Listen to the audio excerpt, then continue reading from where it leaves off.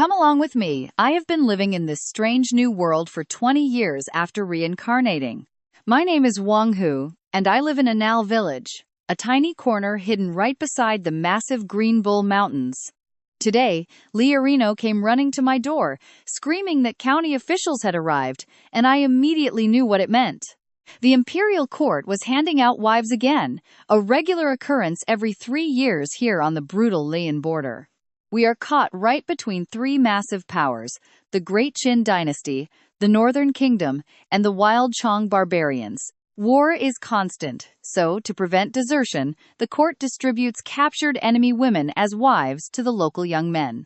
I leaped up and bolted with a Reno toward the eastern edge of our village, where everyone gathered under the giant willow tree.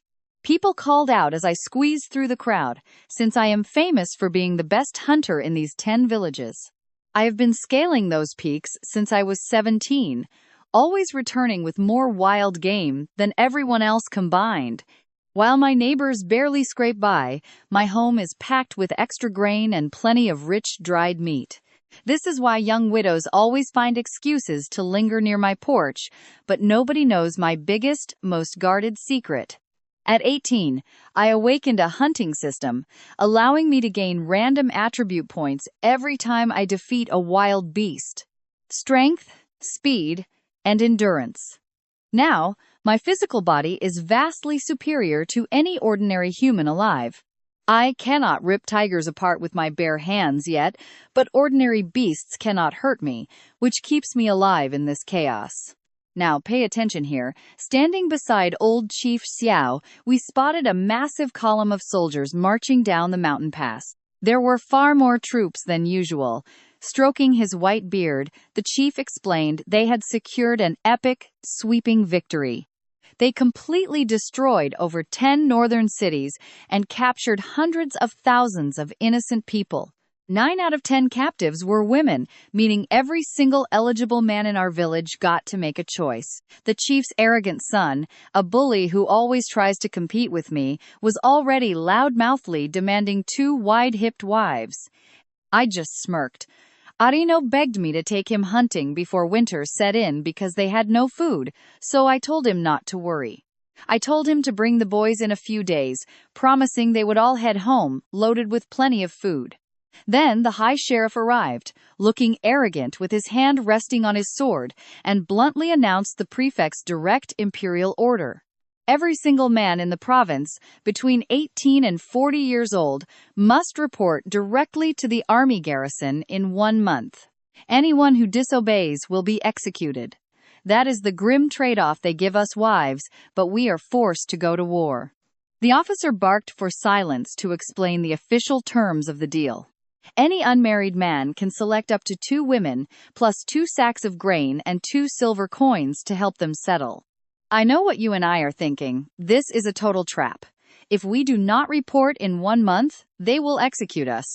Chief Xiao let his spoiled son pick before anyone else. Naturally, that fool chose 2 sturdy, wide-hipped women, perfect for heavy farm work and bearing plenty of children. One by one, the men made their choices. By my turn, only 50 weak, slender women whom nobody wanted were left. Right then, my system suddenly chimed, echoed in my mind. For every wife I chose, I would get 1 random attribute point. My eyes lit up, since I normally had to hunt down dozens of wild beasts just to gain a couple. But now, 1 wife meant 1 guaranteed stat upgrade. This was an absolute gift from the heavens. I asked the sheriff if I could reject the silver coins in exchange for taking home more wives. He scanned my slender build with doubt, completely unaware that beneath these simple clothes, I hide a peak, physical body of pure steel. I told him I wanted to secure my bloodline before marching off to war, which convinced him to let me select up to 5 women. I paced down the rows of captives and immediately selected 3 specific women. They looked dirty and plain, but I realized they were hiding their beauty. The tall one on the right bandaged her chest under baggy clothes to mask her figure. She possessed deep, captivating eyes, yet she kept her head lowered to avoid attracting any unwanted attention. The other 2 girls were slender and delicate. Even covered in mud, their striking beauty was totally undeniable. Suddenly, two more women stepped forward on their own, calling me their husband, ready and willing to follow me. Their eyes showed deep emotion, so I agreed. 5 beautiful wives meant 5 incredibly valuable attribute points for me. However, the greedy sheriff blocked me, letting me take the first 4 but refusing to hand over the tall girl, Xiao Jingyi. I saw the raw lust in his eyes. He wanted her. Jingyi trembled in fear but bravely insisted she wanted to go with me. He threatened to send her to the military camp if she spoke up. Trust me, you and I cannot miss what happens next. Join me to watch how these two sisters, Jin and Jianshu, knelt down begging me to save her. Jinji pulled them up with teary eyes, telling them to forget her and live well, while the officer ordered his men to drag her away. I could not just stand there and watch. I stepped in to offer a deal, but he laughed, asking what a simple village hunter could possibly give him. I offered him 2 measures of grain. He just sneered. So I grit my teeth and raised the bid to 5 silver taels, my entire life savings, enough to feed a family of 4 for 3 months. That got his attention. He smirked, saying I must really love this woman to throw away everything I had. I told him I just did not want to see these sisters torn apart. The arrogant officer smirked and set his price at 10 silver taels. I begged him to lower it, but he would not budge. I grit my teeth, reached down, and pulled out 10 broken silver taels hidden in my trousers. That was every single penny I owned. Taking the cash, he mockingly wished me a happy marriage and marched off with his men to the next village. The old village chief Xiao stomped his foot in anger and called me a fool. He said a woman as thin as a twig was not worth 10 taels. I just laughed, telling him that desire has no price tag. Then I called out to my 5 wives to follow me back home. Behind me, I could hear Xiao fuming with jealousy, muttering that I could never feed 5 women. The chief also whispered that once I left for the army, leaving 5 beautiful wives home alone would only bring trouble. Pay close attention. He had already seen through Jinji's disguise. He recognized her as a noble lady from a wealthy family. Back in my yard, I sat in my bamboo chair and told all 5 to wash up at the well. The 2 women who had volunteered went over immediately, without a single second of hesitation. But the 3 sisters stood frozen. Jinji thanked me for saving her life and promised she would repay the 10 silver taels one day. That annoyed me. I told her she had nothing to pay me back with and reminded her to call me husband. Her younger sister, Jinhua, tugged her sleeve, saying I was a good man and that without me they would have ended up in a military brothel. The other sister, Gin Shu, added that their old home in the north was gone, and they had to accept this new life. Jinji sighed, apologized, and finally called me her husband. I ordered them to cook something up. There was salted meat and coarse rice in the kitchen. Their stomachs were growling so loudly I could hear them from my chair. When all 5 returned after washing up, I could not believe my eyes. They were all beautiful, but Jinji was the most stunning of all. Tall and elegant, with a flawless porcelain face, waist-length black hair, and deep eyes that still held a rebellious spark. Jinhua and Jin Shu turned out to be 18-year-old twins, with delicate faces bursting with youthful energy. And yeah, I know what you are thinking. The other 2, Lu Yenner and Liang Sher, were gorgeous and curvy. I had them line up to introduce themselves. Yenner spoke first, 22 years old, with a beauty mark near her lips. Then came 21-year-old Sher Sheer, carrying a playful charm.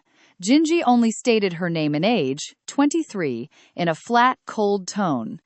Jinhua quickly explained that her sister was about to get married in the north before she was captured. She was still adjusting.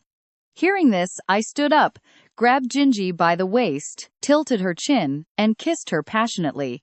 She struggled, but I did not let go until she ran out of breath. Her face flushed bright red as tears welled in her eyes. I told her I did not care about any past engagements. From today on, I was the only man in her life. She said though I had her body, I would never have her heart. I answered that I did not need it, just that she continue the Wang family line. 10 silver taels were far too much to waste. Little Jinhua quickly clung to my arm, sweetly promising that she and Jin Shu would serve me well. I tapped her nose and told them they were the sensible ones. That evening, the sunset painted the sky red as the entire village buzzed with pure excitement. Every household that received wives was celebrating. I set up 2 tables in my small fenced yard with simple dishes and wine. Learn arrived first with some of the younger boys. Little Ur brought along 2 fresh river carp.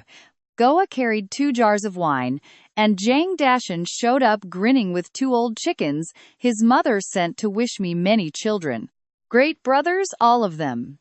Then, a little girl with pigtails named Tony Yo came skipping through the door begging for treats. I waved her over and handed her a packet of honey candy I had made. Her parents walked in right behind her, alongside my third Uncle Wang and his wife. They are not my blood relatives, but they treated me like a son ever since their 2 boys passed away young. They are barely in their 40s, but they look like they are 60. That is just how this brutal life wears people down here. My third uncle could not believe I actually had 5 wives. He instantly started worrying about how I would feed 6 mouths. Normal families only have 1 wife, but trust me, you and I will watch how this unfolds. I told him not to worry. Come with me, as we watch our main character decide to marry 5 women at once, completely brushing off this absolutely insane destiny. I sat him in the 3rd seat of honor in the main hall, and then rushed off to find my future wives. Pushing open the West Room door, I found all 5 of them sitting around a wooden table with completely different expressions. Jinji looked resigned to her fate. Meanwhile, the twins, Jinhua and Ginshu, were blushing red, overflowing with youthful shyness. Yenner and Sheer wore mischievous, confident smiles, staring right at me with bold, expectant eyes. I have to admit, I am one handsome guy, standing over 6 feet tall, with a strong build and highly masculine features. Matchmakers were always knocking on my door, but they only ever offered me sturdy, robust farm girls. They were not my type, which is why I stayed single. Jinji grabbed a red cloth from the table and covered her head. Then she and Ginshu covered each other. Yenner and Shirer did the exact same thing. Honestly, they were just scraps of red cloth I cut up. I could not afford real wedding dresses. I wanted to buy them elegant red gowns, but with under 10 taels in my pocket, that would have emptied our kitchen. Besides, they needed everyday clothes. They only had the rags on their backs. My women will eat well and dress decently, I swear. Now, watch closely, because here is where it gets good. I gave them a long red cord to hold, and we walked into the hall where my uncle waited. Little Urer stood at the front as our master of ceremonies, reciting the vows in his most serious voice. First, bow to heaven and earth. Second, bow to the elders. Third bow, husband and wives face each other. And from there, straight to the bridal chamber.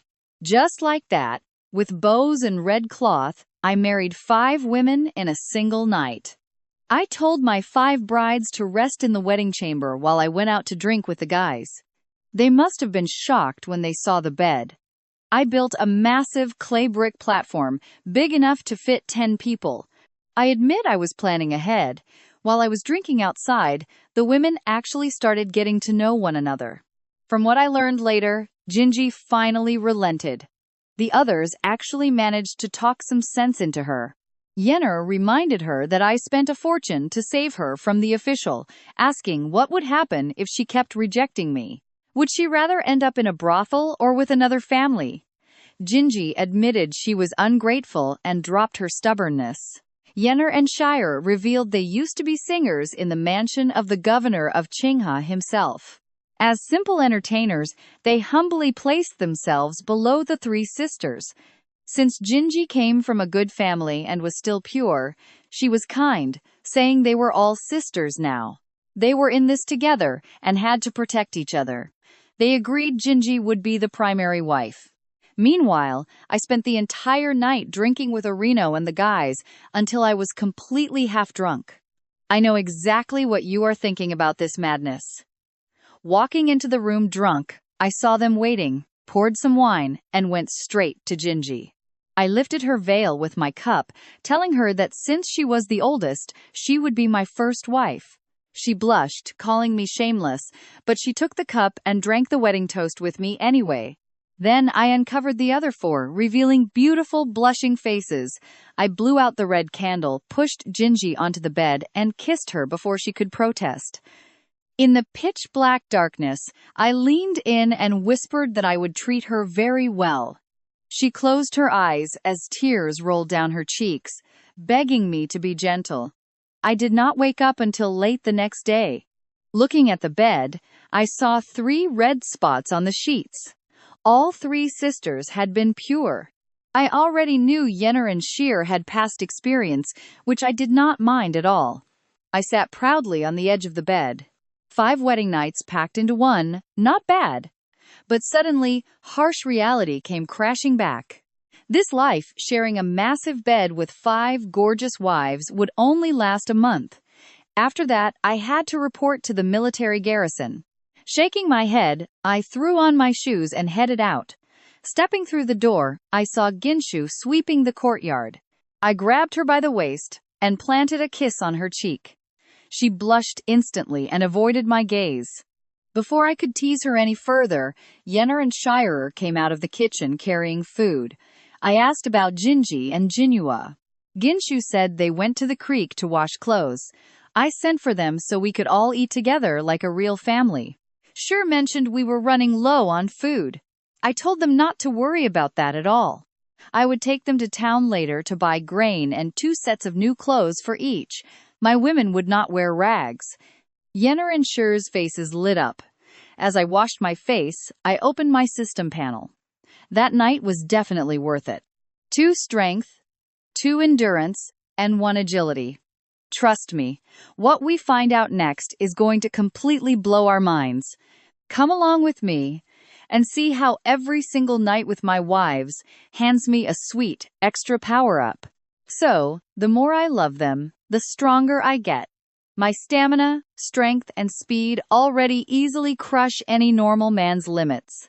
I could easily wipe out a dozen men all by myself. Then Chief Xiao arrived with his son Jia to register my wives. I tried to just write down their names, but Jia demanded the women show up in person to verify it. That filthy pig was just looking for a cheap excuse to drool over them. I warned him to watch his eyes or I would rip them out. The chief immediately smacked his son and ordered him to shut up. Right then, Jinji and the twins returned from the stream. Seeing Jinji's clean, gorgeous face made Xiaoda's jaw drop, and he literally started drooling. The chief kicked him from behind and cursed him out for acting like he'd never laid eyes on a woman before. I stood right in front of the gate with my arms crossed, completely blocking Xiaoda's view. Even old Chief Xiao was stunned, muttering that Jinji looked like a breathtaking fairy stepped right out of a painting. I called my 5 wives over to give their names and birth dates. When they finished, the chief sighed and admitted I was one incredibly lucky man. I smiled, mentioning his daughters-in-law were great too, with wide hips perfect for bearing him strong, healthy grandkids. He grimaced. Turns out, those 2 women ate way too much and were already draining the family's entire grain supply. As they left, Xiao Da kept peering back at my yard. The chief kicked him again and yelled at him in frustration. No matter how much he stared, they were my wives, not his. Once they cleared out, little Uer ran straight into my yard. He had been crouching near the riverbank and heard every single word of their secret conversation with perfect clarity. Watch closely, because that snake was already scheming. He assumed that once I got drafted into the army, I would surely die in battle, allowing him and his father to seize my 5 wives. The old chief told him to just wait patiently, not that he objected. Xiao Da's uncle works in the county office and had already pulled strings to save him from the military draft. They even planned to send me to the deadly Ani district, where the Chung barbarians had just breached the Western Pass. Basically, an absolute death sentence. I stayed calm as the boys in Goa squatted in my yard, waiting for my direct command. Aro wanted to dress up as a bandit and raid Xiao's house that very night. I shot that down. Xiao Da's uncle has way too many connections in the county. And if anything happened to the chief or his son, the blame would point straight at us. With my current power, I could beat 12 officers, but an entire army squad would overwhelm me.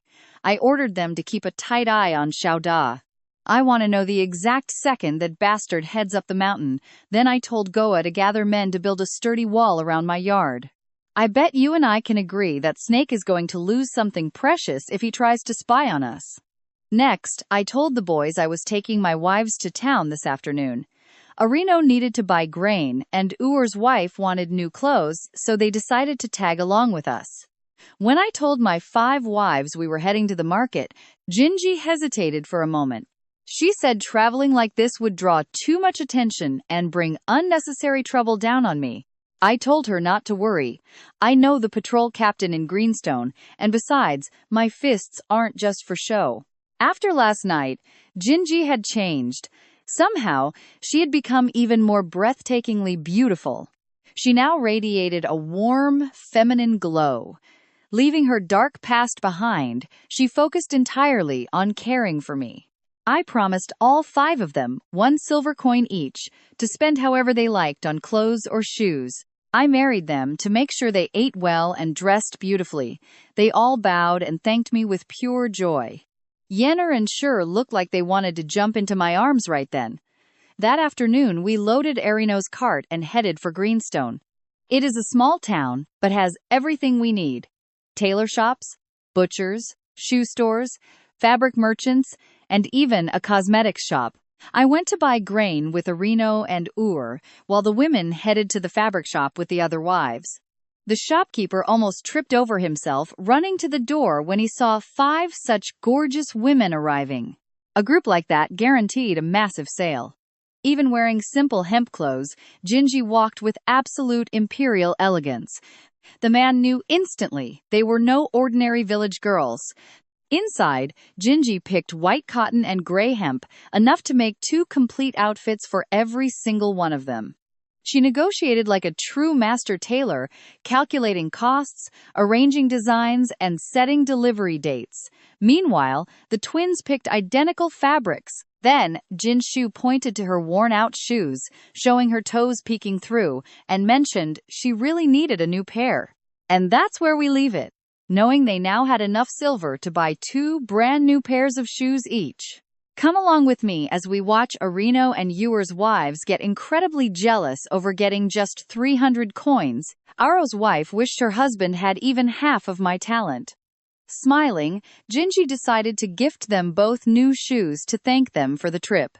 That instantly brought back their smiles. My first wife truly knew exactly how to win over people's hearts. But danger was lurking while they shopped. From a tavern, 5 drunk thugs locked their eyes on my beautiful wives.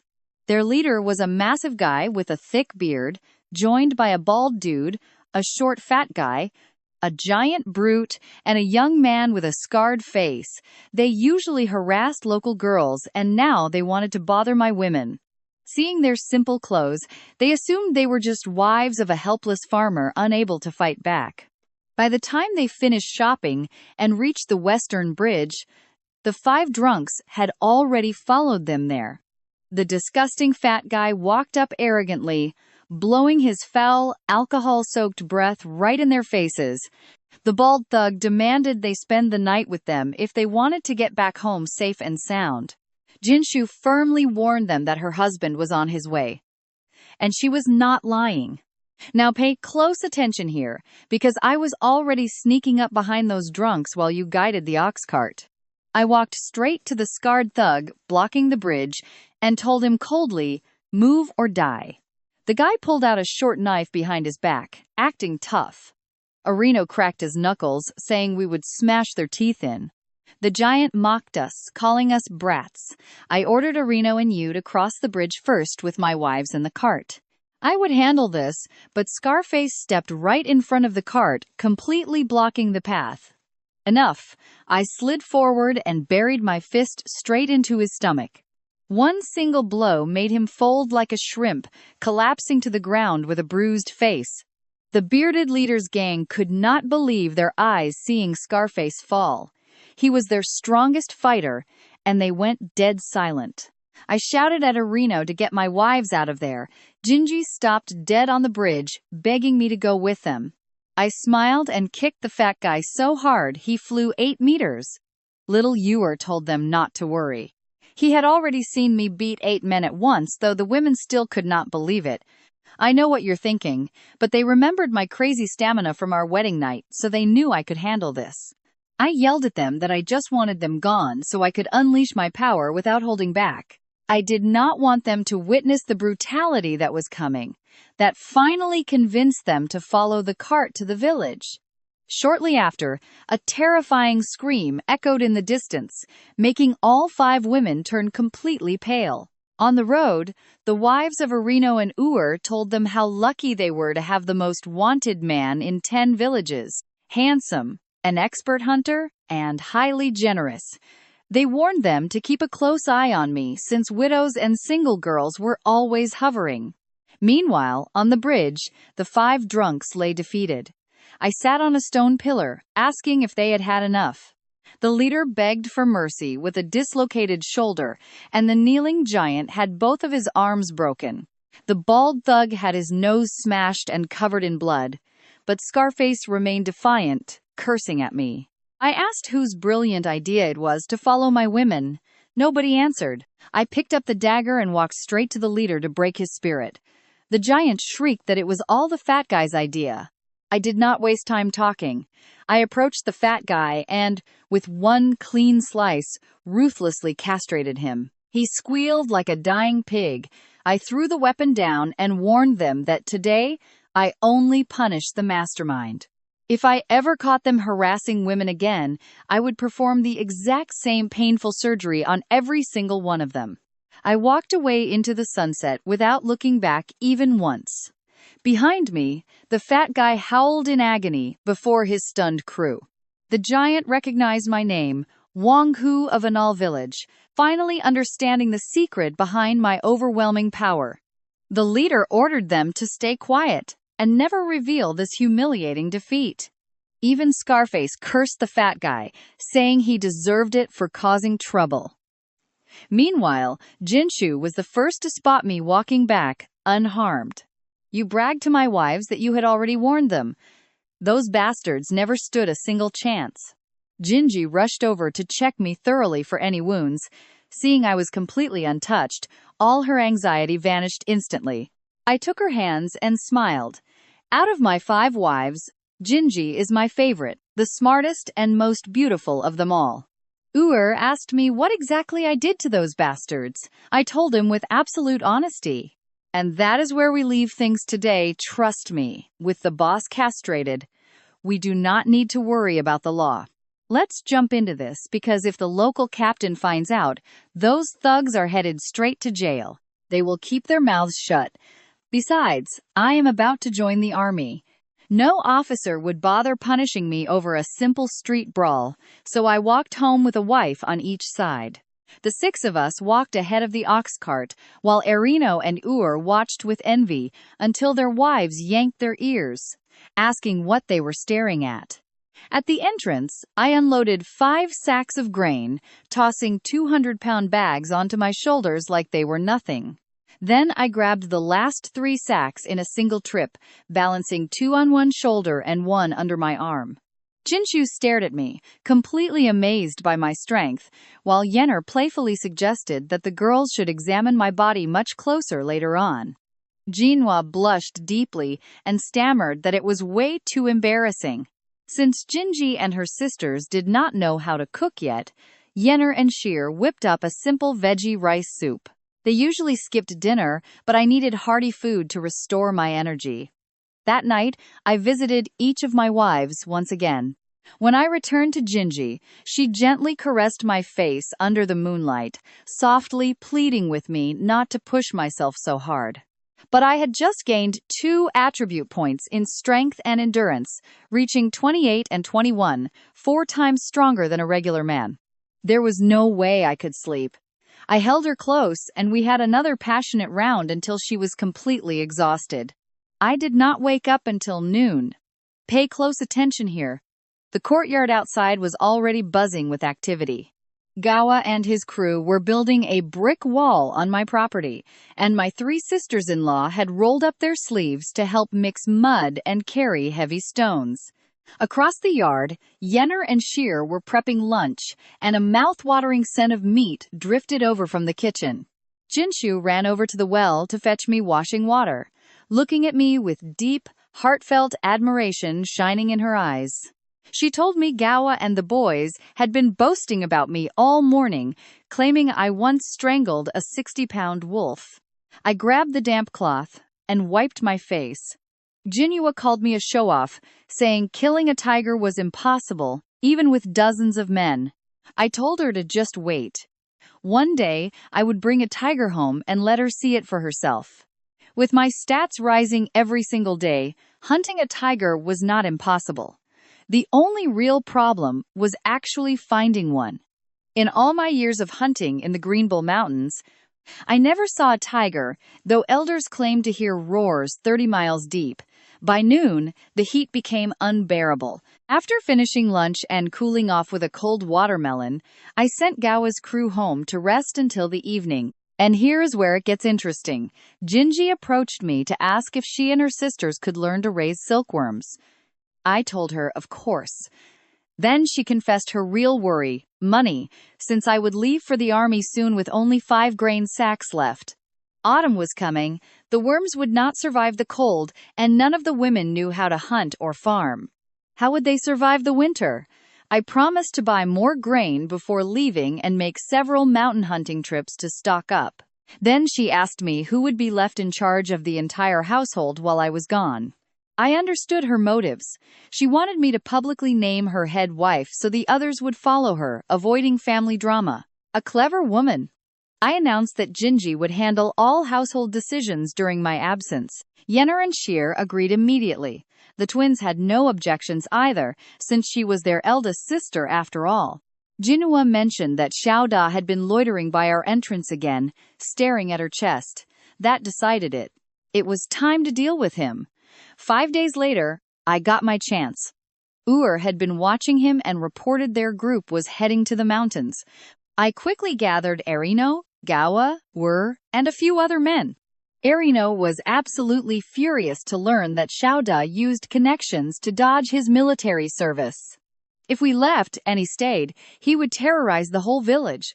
I told them to stay calm, no killing, we are from the same town. We trailed Xiaoda's group, keeping ourselves hidden about 30 paces back. His crew had a terrible day, catching only 3 rabbits and 2 pheasants. Frustrated, he crossed the 20-mile safety line where tigers supposedly roamed. His men were absolutely terrified, but he forced them to follow him with threats. I stopped to check my system panel. After 5 days of effort with my wives, my stats had increased significantly. My strength was 25, 5 times a normal man. Endurance 22, agility 24. At this level, one punch delivered 3,000 pounds of force, enough to drop an ox.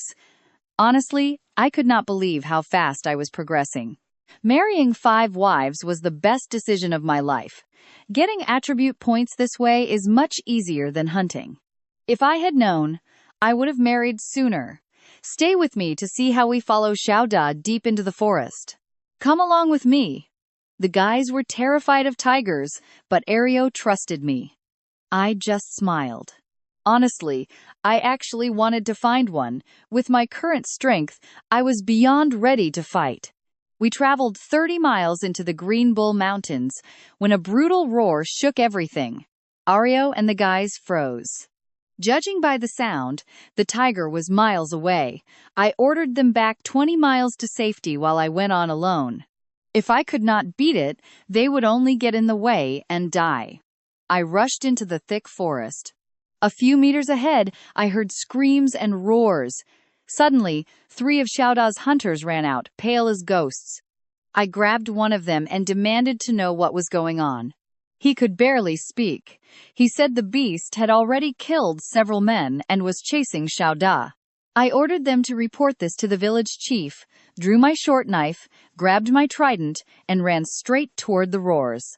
I reached the attack site, guided by the mangled bodies scattered on the ground. Tang Xiaolong was still breathing, but barely. The tiger had practically ripped him open, exposing his entrails. He begged me to save his life, but there was nothing anyone could do now. He died with eyes wide open, filled with terror. I closed them and promised him vengeance. I kept moving and found him cornered against a tree, shaking and holding his spear like a toy. The tiger was massive. It was nearly 8 feet long, blood dripping from its jaws, with golden eyes locked onto its prey. Xiao Da screamed that his flesh tasted awful. Now pay attention here, the beast lunged and caught him brutally.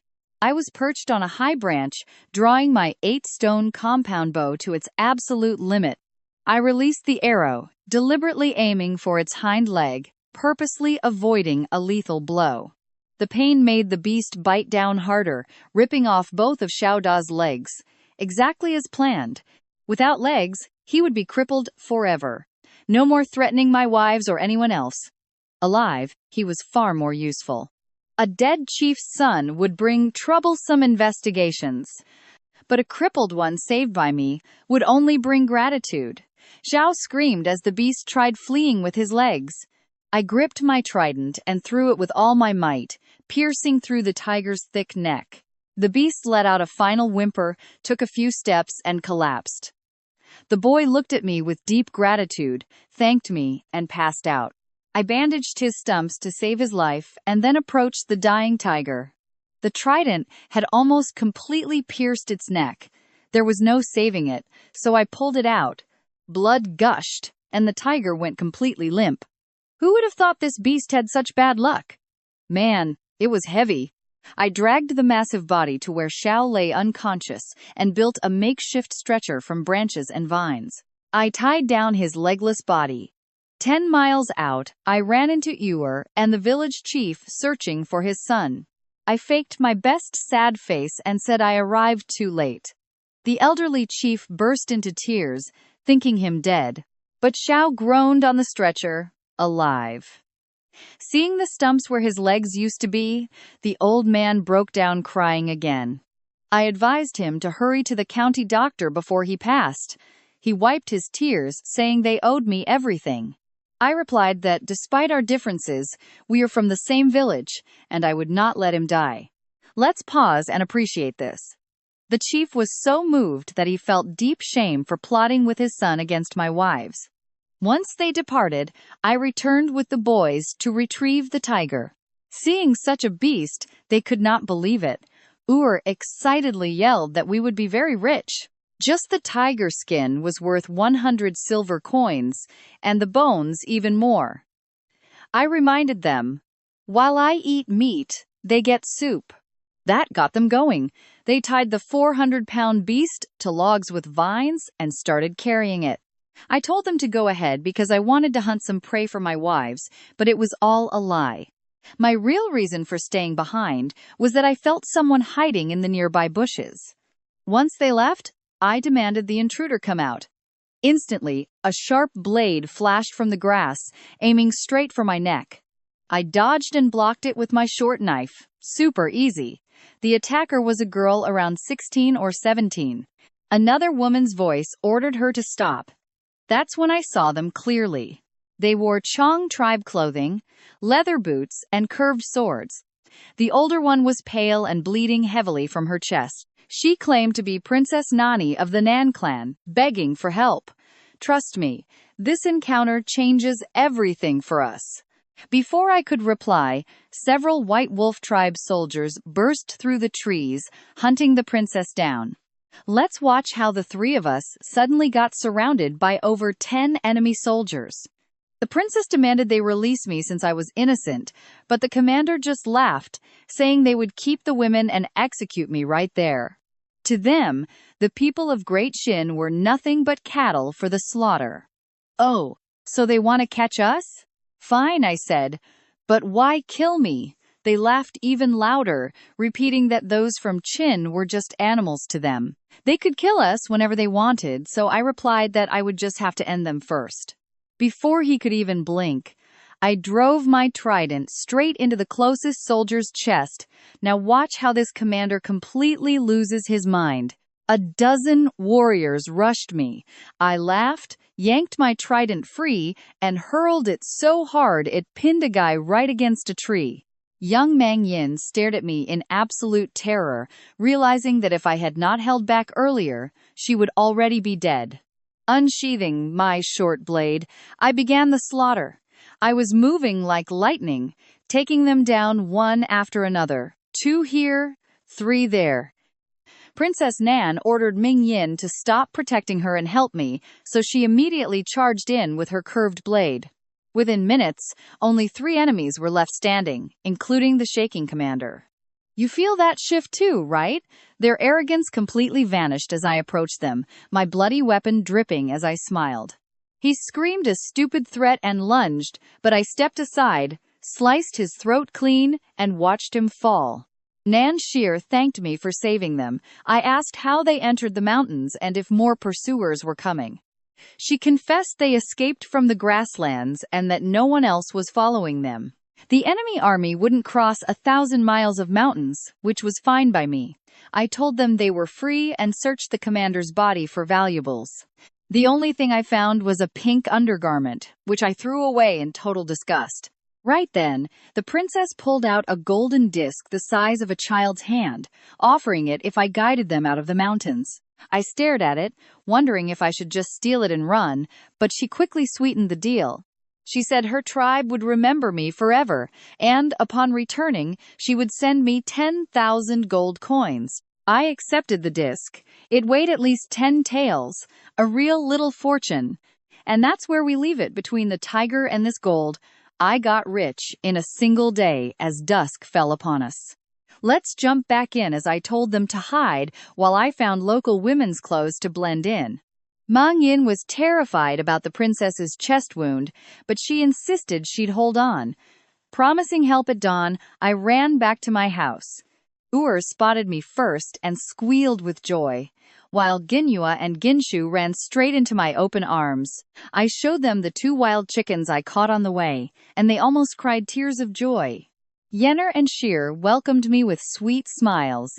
I promised a trip to town tomorrow, just as Jinji stepped out, pretending to be absolutely furious. Without me, they wouldn't survive. Pay attention, here she was, just deeply terrified. I pulled her close, burying my face in her hair. She nagged me for doing it in public, but I knew she wasn't actually mad. Secretly, I slipped the gold disc into her hand.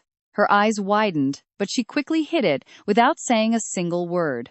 I whispered in her ear to grab 2 sets of female clothes and follow me up the hill. I'd explain later. She asks 0 questions. Don't you just love Jinji's absolute trust in me? The more we share, the more I see how unique she is. Her trust is absolute. But we're leaving off with that massive tiger carcass still sitting in the yard. Let's dive in. They asked what to do with him, so I said we'd sell him tomorrow. I promised to split the cash with everyone who helped, making the boys cheer in absolute excitement. Later that night, once the boys left, Jinji and I headed up to where those 2 Chong women hid to secretly bring them to my courtyard.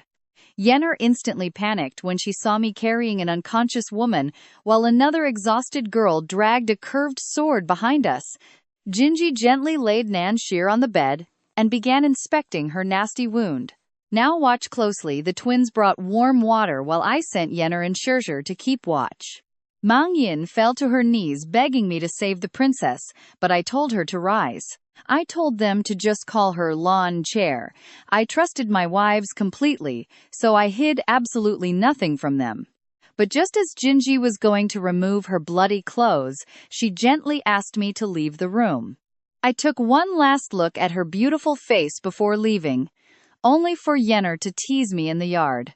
I pulled her onto my lap for 2 playful smacks, and, trust me, you and I know she loved it. She blushed, calling me husband in her sweetest voice. All right, let's jump into the night. She was carried straight to the west room. By dawn, our skilled hunter prepares 3 ox carts, one for the tiger, one for the wounded princess, and one for supplies. Ario asked about the 2 new women. I lied and said I hired them in the mountains as servants for my wives. He shook his head in sheer admiration, saying only I could afford to keep personal servants in an Al village. We headed to Greenstone Town. Reaching the bridge, a massive crowd was waiting. The rumor had spread like wildfire overnight. Just yesterday, the village chief crossed town with his crippled son in a wooden cart. And news of my grand feat traveled 10 miles. People swarmed the cart to witness the massive beast. They could not believe one man did this alone. They remembered another village losing 12 men hunting just 1 tiger. But I did it alone. Girls threw flirtatious looks, calling me the legendary tiger hunter and the best in all of Chimping. One woman loudly shouted, asking if I would accept a 6th wife. My 5 wives walked behind wearing white veils. Ginshu was completely stunned by how popular I had suddenly become. Jinhua lifted her chin proudly, thoroughly enjoying the jealous glares directed at her from the local women. Yenner preferred this humble life over her past luxury, while Jinji quietly walked beside us in absolute silence. Now pay close attention here. She looked at me with deep affection as the city guards cleared our path. Captain Wang was waiting to receive us. Seeing him approach, I stepped forward and bowed with deep respect. He surprised me by revealing he knew my father, suggesting we treat each other as uncle and nephew. I agreed immediately. Aligning with a local officer, even a minor one, was worth far more than silver. He was thrilled too. Having a famous nephew who slew a tiger would massively boost his county reputation. I requested his help selling the tiger. He told me to trust him to deliver the money by afternoon. I handed over the beast. Jinji whispered, asking if I was worried about getting cheated. I said no. The whole town saw me bring it, and he wouldn't risk his reputation. Besides, we are family. Sending the boys to the grain shop, I guided the women south, heading straight for the medical clinic. I carried Chia inside. The elderly physician examined her infected wound and declared we arrived just in time. A few more hours, and she would have died. He needed 7 days, so her companion stayed behind.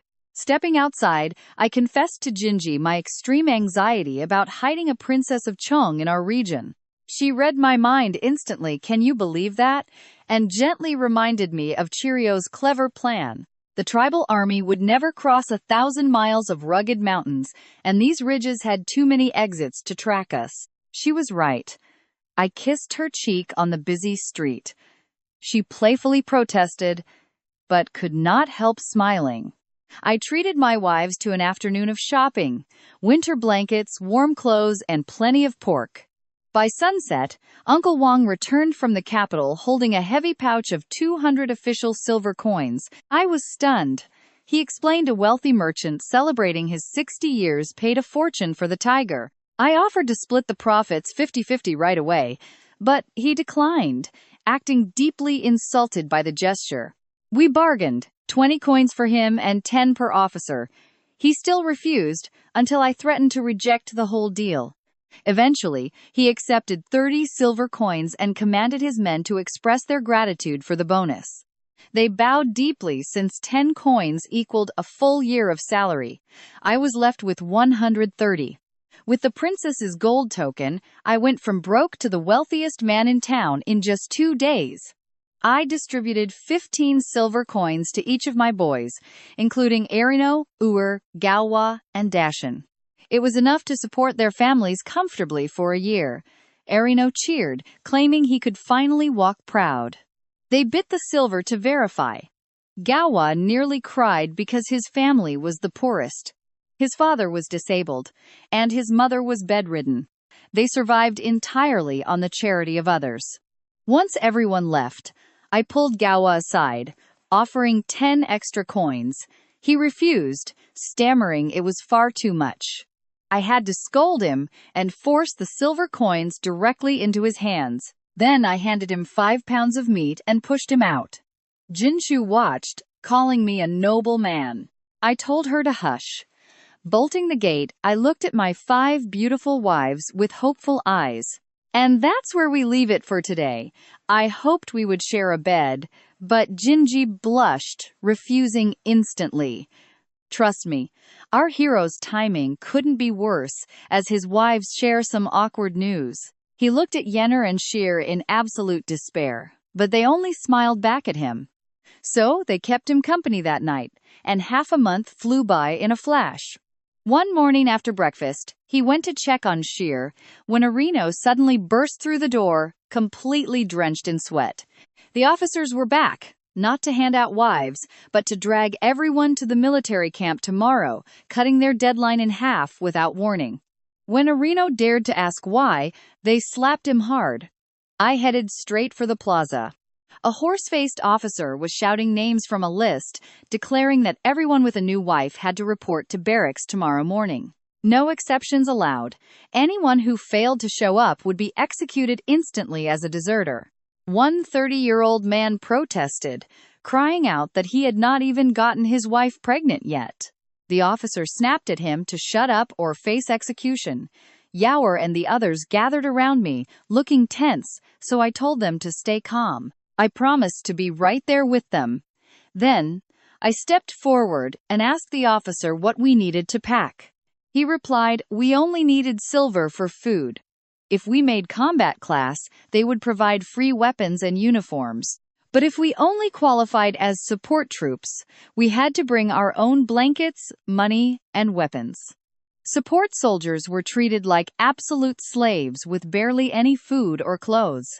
The terrified villagers began whispering in panic. Some muttered that frontline fighters got food but faced certain death, while support was safer but meant living like a dog. Others argued that it all depended on where you went.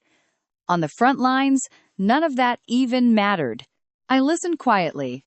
Now, pay attention here, because the day we all feared had officially arrived.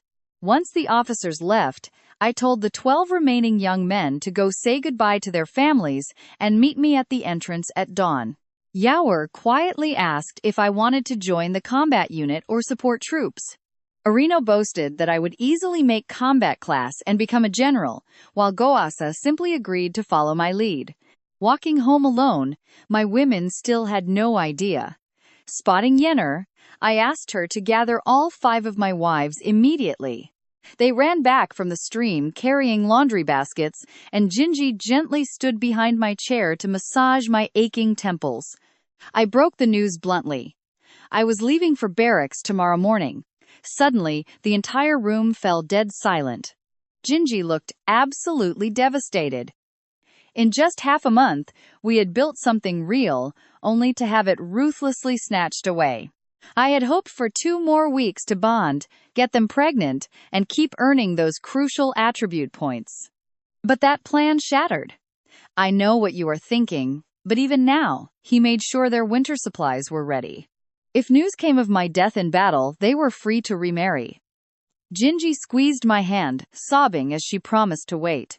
Sheer began weeping, confessing that if I died, she would have no reason to keep living in this world. Yenner quickly hushed her, declaring I would return as a general and raise them up. Jinhua puffed her cheeks, nodding in agreement. I asked them to cook a proper farewell dinner, then pulled all 5 into a tight embrace. Yenner gently reminded me about Sheer. I noted her wound would take 2 or 3 months to heal, and after that, she was free to stay or leave. Now, I had much bigger worries. I bet you already know that individual strength alone is never enough in a brutal war. Surviving required more than physical power. That night, the 6 of us shared our final dinner and lay in the massive bed together. Every single one of my wives gave herself to me completely. Even Jinji cast aside her usual shyness, initiating intimacy. By dawn, I had secured 2 additional attribute points. My strength hit 29, nearly 6 times a normal human. Stamina was 25. And agility 22. A truly superhuman body. Only my intelligence and luck lagged behind. Especially luck. Sitting at barely 2 points, meaning unknown. I slipped out of bed before dawn. 5 pairs of long, pale legs lay tangled in the sheets, everyone still sound asleep from an exhausting night. I paused at the door for one final look. Goodbye, my loves. Little did I know, they were actually awake. Jinshu clung to Jinji, whispering that I was truly gone. Jinji, still blushing from the night before, assured her I would return. Yenner stared silently at the ceiling, wondering when that day would come. Meanwhile, the village boys waited patiently under the willow tree. Arino grinned, seeing me arrive, carrying my heavy backpack and short blade. I chose to skip any long, boring farewell speeches. With a wave of my hand, I gave a simple order. Move. 15 of our village's strongest youth began marching toward Chimping County. The 30-mile trek took us roughly 4 hours. Reaching the western gate, dozens of heavily armed guards monitored all movement. A soldier barked orders for conscripts to line up. Trust me, you and I are about to see this journey get wild.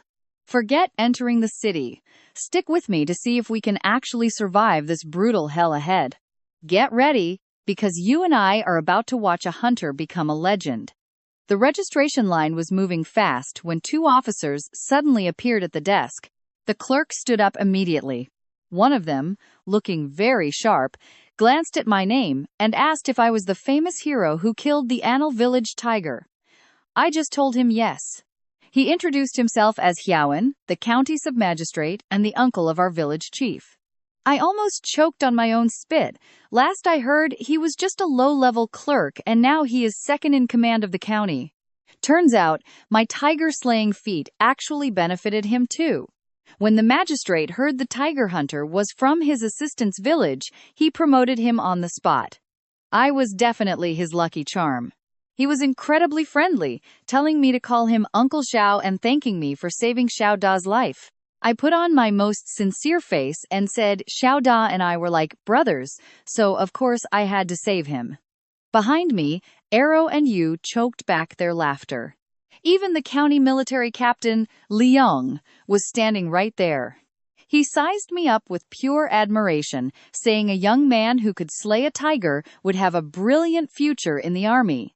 Xiao Xian quietly asked the captain to look after the boys from our village, and he agreed, saying it was as good as done. The young man at the desk was impressed too. He suggested we rest in the shade while waiting for the escort to the military camp. Before we left, I overheard him giving a warning to the squad leader, a rugged guy named Chinfo. And this is where things get ugly for us. The Chong cavalry had already invaded our district, and things were getting worse by the second. Chinfo ordered us to form up into 4 columns, while his grim-faced deputy kicked anyone who was not perfectly aligned. We marched about 5 miles northeast to a camp with open gates. It was already dark by the time we arrived. Chinfo decided weapons would be handed out the next day, ordering us to sleep out in the open on the hard dirt ground. A massive recruit complained about sleeping on the bare ground, but the deputy shut him up instantly with a single icy glare. He sternly warned us that anyone who tried to escape would be executed on the spot for desertion, forcing us to shout our understanding before he left. The moment the soldiers walked away, we all collapsed onto the ground. Yu opened his pack to pull out some corn tortillas, while Erino shared some dark steamed buns and pickled vegetables. That was our dinner, cold food on the ground under the stars during our very first night as recruits.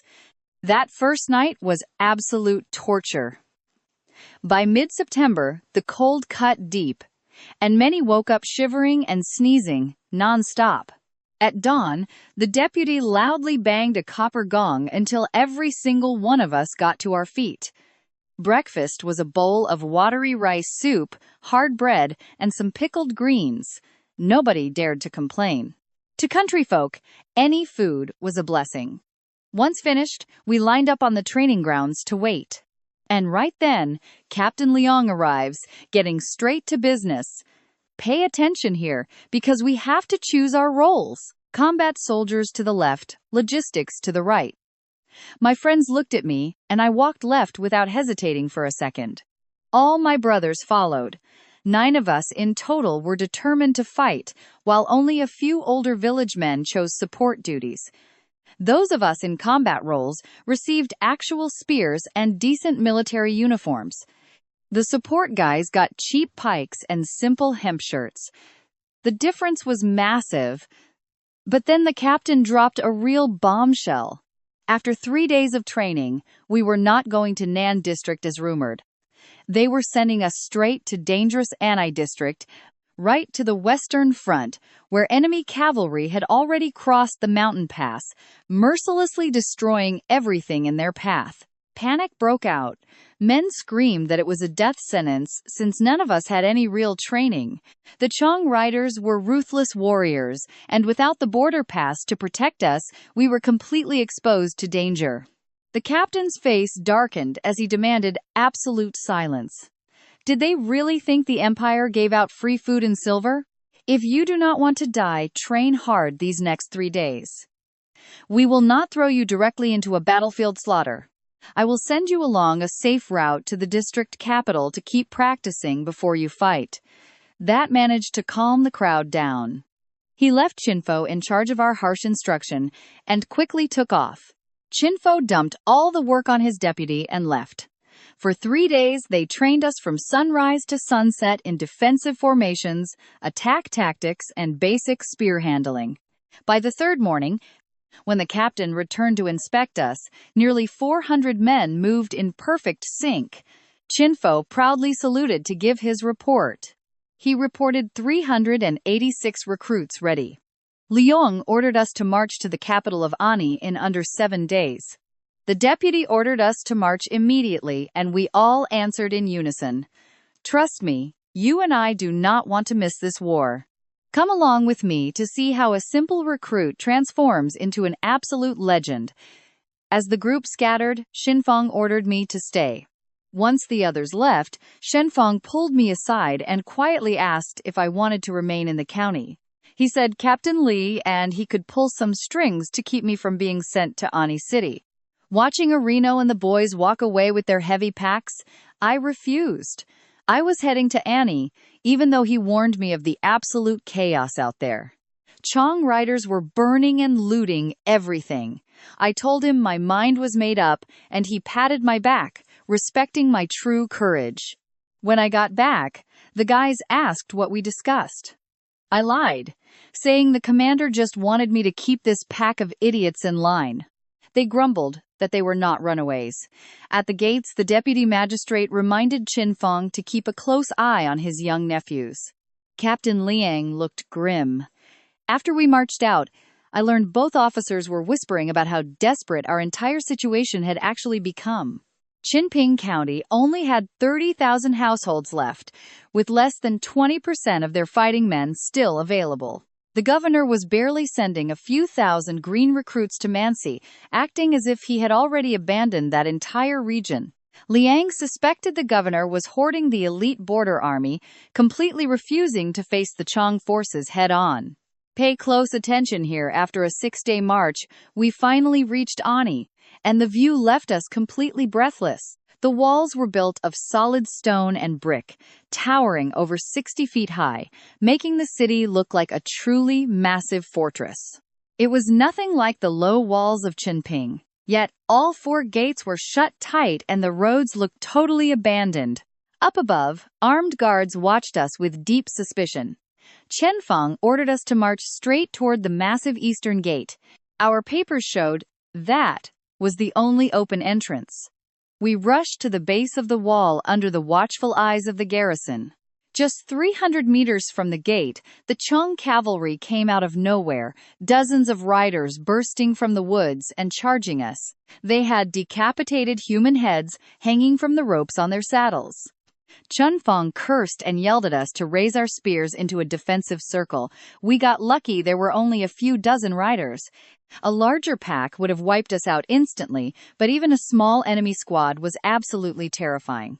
Each rider was worth 5 of our men, and our 50 veteran soldiers had never faced real combat in their entire lives. Grabbing a heavy shield and a long spear, he stood at the front of the formation, ready to endure the enemy onslaught. Behind me, Ergu was sobbing out of pure terror. Arrow gripped his weapon, trying to look tough, but he couldn't even look the riders in the eye. I watched the riders rapidly closing in, their swords gleaming under the sun as the earth trembled. I told them to stay calm. If we survived the impact, we could strike back. I felt no fear. I had already slain over 12 enemies with my bare hands back in the mountains. Sure, they were scarier on horseback, but they still only had one head. Qinfeng roared as the riders slammed into our lines. And here's where it gets brutal. The Chong centurion himself led the charge, screaming that he would wipe us all out. He crashed into our defenses at full gallop, swinging his curved blade left and right, instantly cutting down several of our men. His riders followed, charging savagely into flesh while our wooden spears snapped like dry twigs under the weight of the assault. Blood splattered everywhere. Although we managed to unseat a few riders, the damage to our ranks was devastating and tragic. Chunfeng impaled an enemy and yelled to close ranks immediately, trying to trap the horses inside our defensive ring. The fierce centurion didn't care about being surrounded. He realized we were just raw recruits and began rallying his men to break our defense for a second, fatal charge. Xinfang knew if they broke free, it would be a total slaughter. Right then, Ergu lunged at the centurion, spear in hand. The leader yanked his reins, making his beast rear up, and with one clean slash, he sliced Ergu's spear right in half. The heavy stallion crashed onto Ergu, while the centurion raised his blade for the killing blow, grinning like a literal demon. That's when I leaped in. Vaulting high into the air, I drove my spear straight into the middle of the centurion's chest. The iron tip impaled him completely. He stared down in utter disbelief and fell from his horse, dead before hitting the ground. Shaking all over, Ergu stammered out his thanks, but I told him to save his breath. About 40 riders remained, but losing their leader broke them. Without their centurion in charge, absolute panic spread through their ranks. One of them shrieked in terror that their commander was dead and desperately tried to flee. Qinfeng seized the moment, roaring that anyone who killed a rider would earn 5 silver coins and a promotion with 3 kills. With 6, they would make sergeant. That lit a fire under everyone. I led Arino and the boys, cutting down enemies one by one.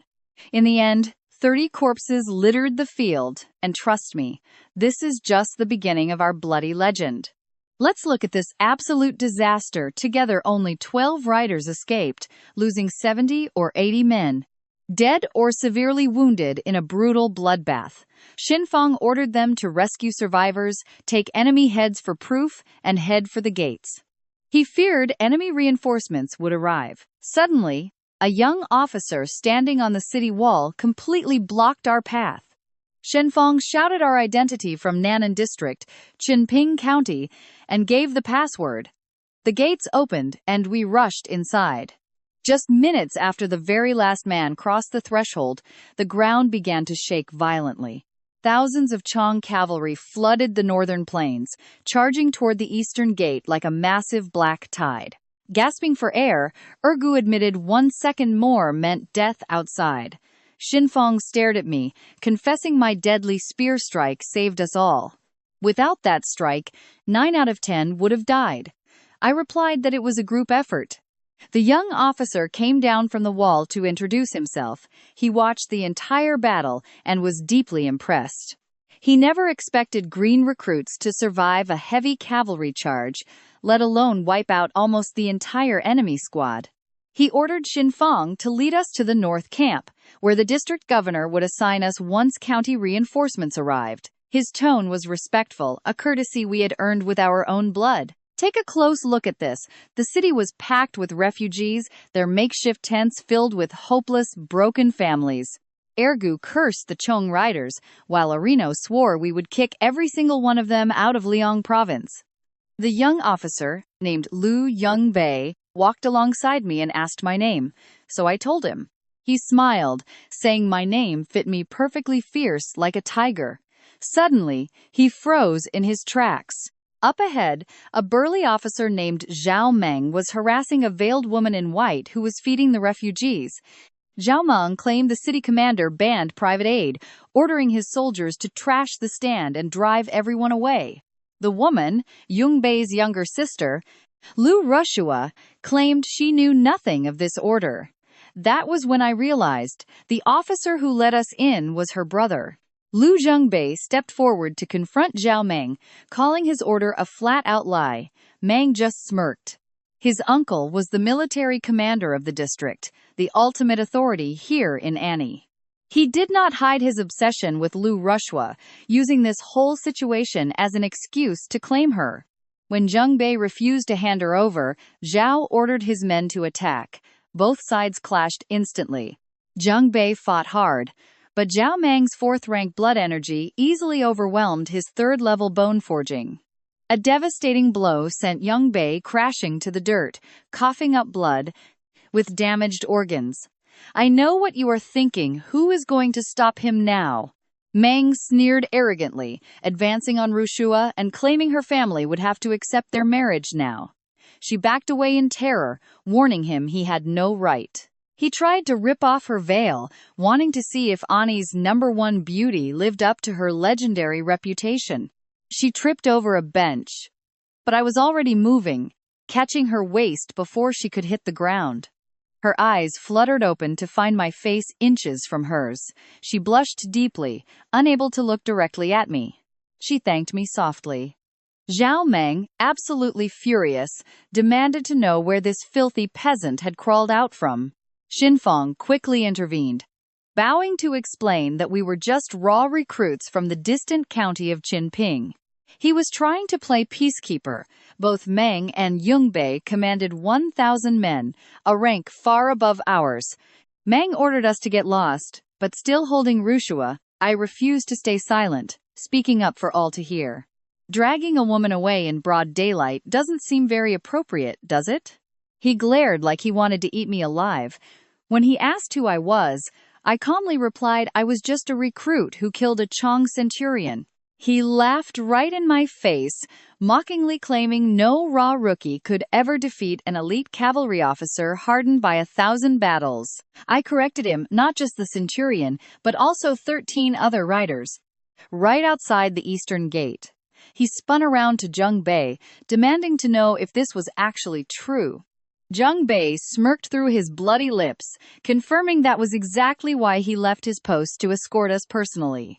Still skeptical, Meng watched as Xinfeng ordered the proof, displayed 34 severed heads lined up one by one. The street erupted with cheers as refugees wept for their lost loved ones, hailing us as their true heroes. Several young men declared they wanted to enlist immediately. The crowd surged forward toward us with pure excitement. Meng saw a literal mob ready to string him up, so he threatened Yungbei and fled. What a wild way to end our day, right? Come along with me as I suddenly realize I am still holding Rushua. She quietly whispered for me to let her go. I apologized and released her, though, honestly, I had no regrets. Zheng Bei formally thanked me for saving his sister. He promised to report the battle to the governor himself to give us proper credit. Then he handed his command token to guard Lu Eru to guide us to the north camp while he took Rushua back home.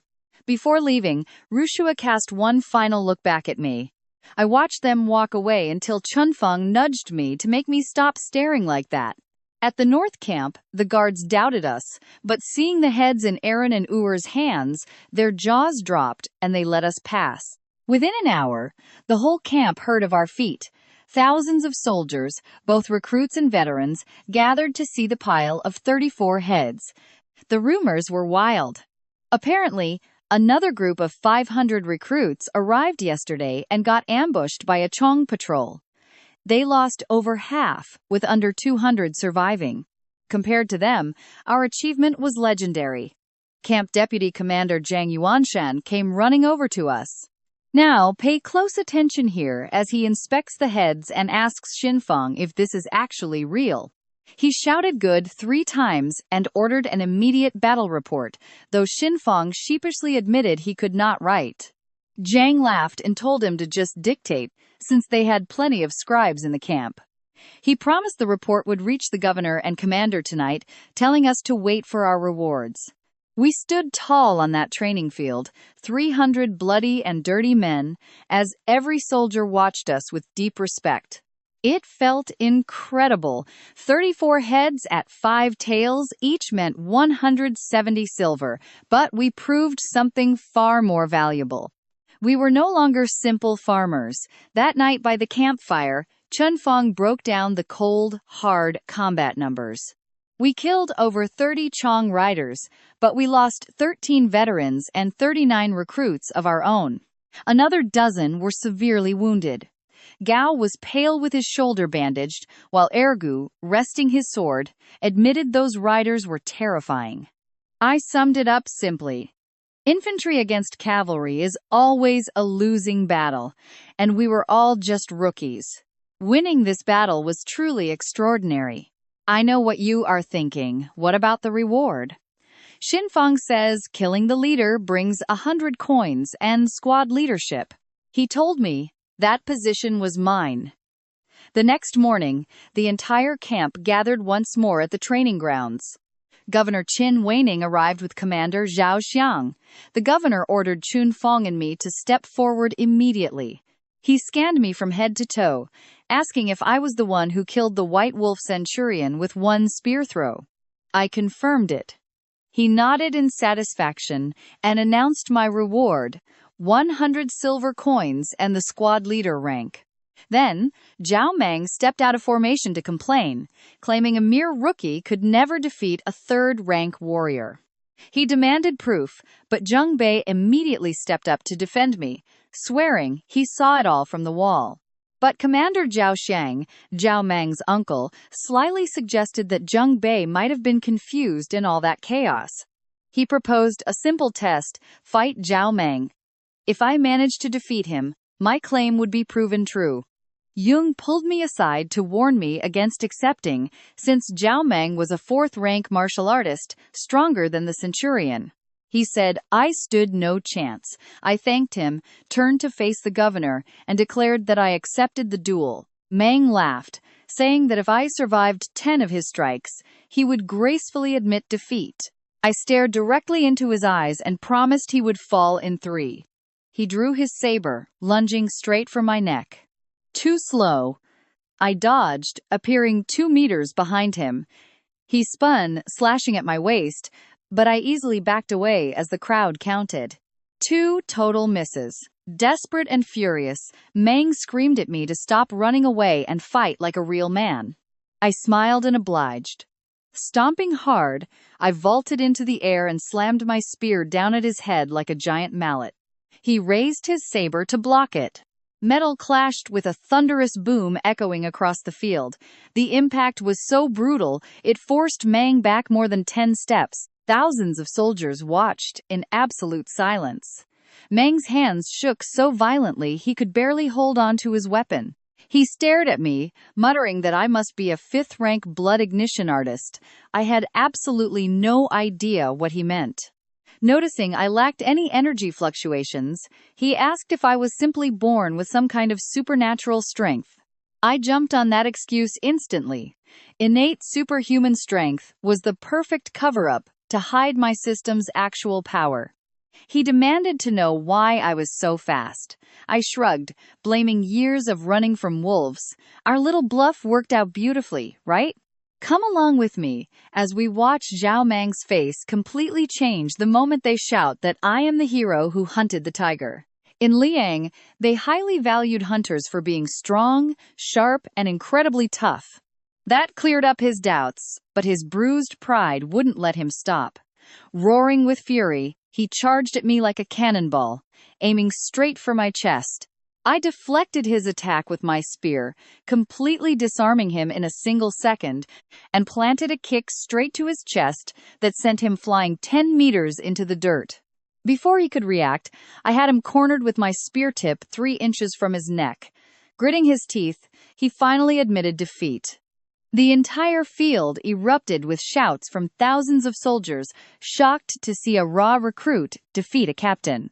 I turned around to claim my reward when a lethal threat flared behind me. On pure instinct, I spun and thrust my spear backward. The spear tip plunged 3 inches into Zhao Meng's chest, but looking closely, I realized he was actually unarmed. He did it on purpose, letting himself get hurt so his uncle could formally accuse me of attempted murder. Commander Zhao Shang exploded in anger, branding me a criminal and ordering his guards to arrest me immediately. Now pay attention here, the governor stopped them, ruling self-defense, while a smiling Zhao Meng was carried off swearing to ruin my reward. I finally understood his dirty game. The bastard would mutilate himself just to catch me. I burned his face into my memory, swearing to kill him for real someday. Meanwhile, Zhao Xiang insisted my strike was completely intentional. Zhang Bei stood up to defend me, and Xin Fang led our 300 men to kneel and back my word. Governor Qin warned Zhao Xiang in private not to destroy troop morale, forcing him to take a step back. But he had already achieved his goal. The governor announced a compromise, where my achievements and my alleged offense canceled each other out. Instead of becoming squad leader, I would be demoted to the lower rank of sergeant, though keeping the 100 silver coins reward. When asked if I accepted, I just nodded silently, having no other choice. With the ceremony over, Zhao Xiang ordered Zheng Bei and 1,500 soldiers to reinforce the Copper Mountain Fort. A real mission, yes, but designed to push Zheng far from the capital and away from his beloved sister. Then he suggested sending our 300 Qingping soldiers to Ning'an Fort due to a labor shortage, making the governor hesitate. We were just raw, inexperienced recruits, but he argued we proved ourselves outside the walls and that the easily defended mountain fort would build our character. The governor agreed to his proposal. Just like that, they were shipping us straight to the border. Zhao Xiang issued the official orders. In 3 days, Xinfang and I would lead our men to reinforce Ning'an Fort. Meanwhile, Yung took 500 soldiers to the Copper Fort. I know exactly what you're thinking. We barely set foot in the city and were already kicked out. Zhao Xiang wanted us far away and we had no power to complain. Xinfang and I bowed respectfully. When the officers left, Zheng Bei approached us, looking incredibly guilty. He confessed it was his fault for dragging us into this, while Xinfang questioned what kind of place this fort really was. Yung explained it was a mountain military outpost located about 30 miles south of the fallen Western Pass. It used to be a major iron mine, with 1,000 guards, but dwindling production reduced it to just 200 soldiers. He strongly suspected the Chong raiders had already targeted the place. Otherwise, they wouldn't send 300 rookies there. Xinfang questioned how we'd cross with hostile enemy cavalry patrolling the area. Yung and I both answered in perfect unison, move by night and hide during the day. Zheng invited me to dinner because his father wanted to meet me. I accepted, but once he left, my men complained we should have fought harder for my leadership. I reminded them we were absolute nobodies here. Securing the sergeant rank and 100 coins was a massive win from people who hate us. Xinfang agreed. The governor had to respect the commander. Urga pointed out that sending us to a remote outpost with zero real training was, simply put, a guaranteed death sentence. I shook my head, insisting that escaping this toxic city was actually a far better option. At least in that fort, we wouldn't have to fear a knife in the back from Zhao's men. That shifted the mood, and Gao swore to follow me anywhere. Arino declared he would walk through fire for me. Xinfang made it clear to everyone that my words held the same weight as his from now on. Then, I did something that left them completely stunned. I handed Xin Fong my entire 100 coins to distribute among the families of the fallen and the severely wounded soldiers. I kept absolutely nothing. Xin Fong stared in utter shock and, after a brief hesitation, tossed his own 5 coins into the pile. And just like that, friends, every soldier sacrificed their spoils for a far greater cause. Come along with me, because today we are watching a leader promise his people 100 times more if they follow. Xin Fong promised to share everything, the good and the bad. Something shifted. Before, we were just a forced group of peasants. Now, we were becoming a real unit, bound tight by blood and absolute trust. And everyone knew who truly held them together. Not Xin Fong, but me. I was their anchor. Back at the tents, I ordered everyone inside for 3 days. No incidents, and no excuses for Zhao Shan to hunt us down. He understood completely. I also ordered the support troops to train with the combat soldiers. Support troops did not exist anymore. When the Chong cavalry charged, they would not check ranks before cutting throats. Everyone had to be ready to fight. Shinfo agreed. By sunset, Lu Eru was waiting just outside the camp with a horse-drawn carriage.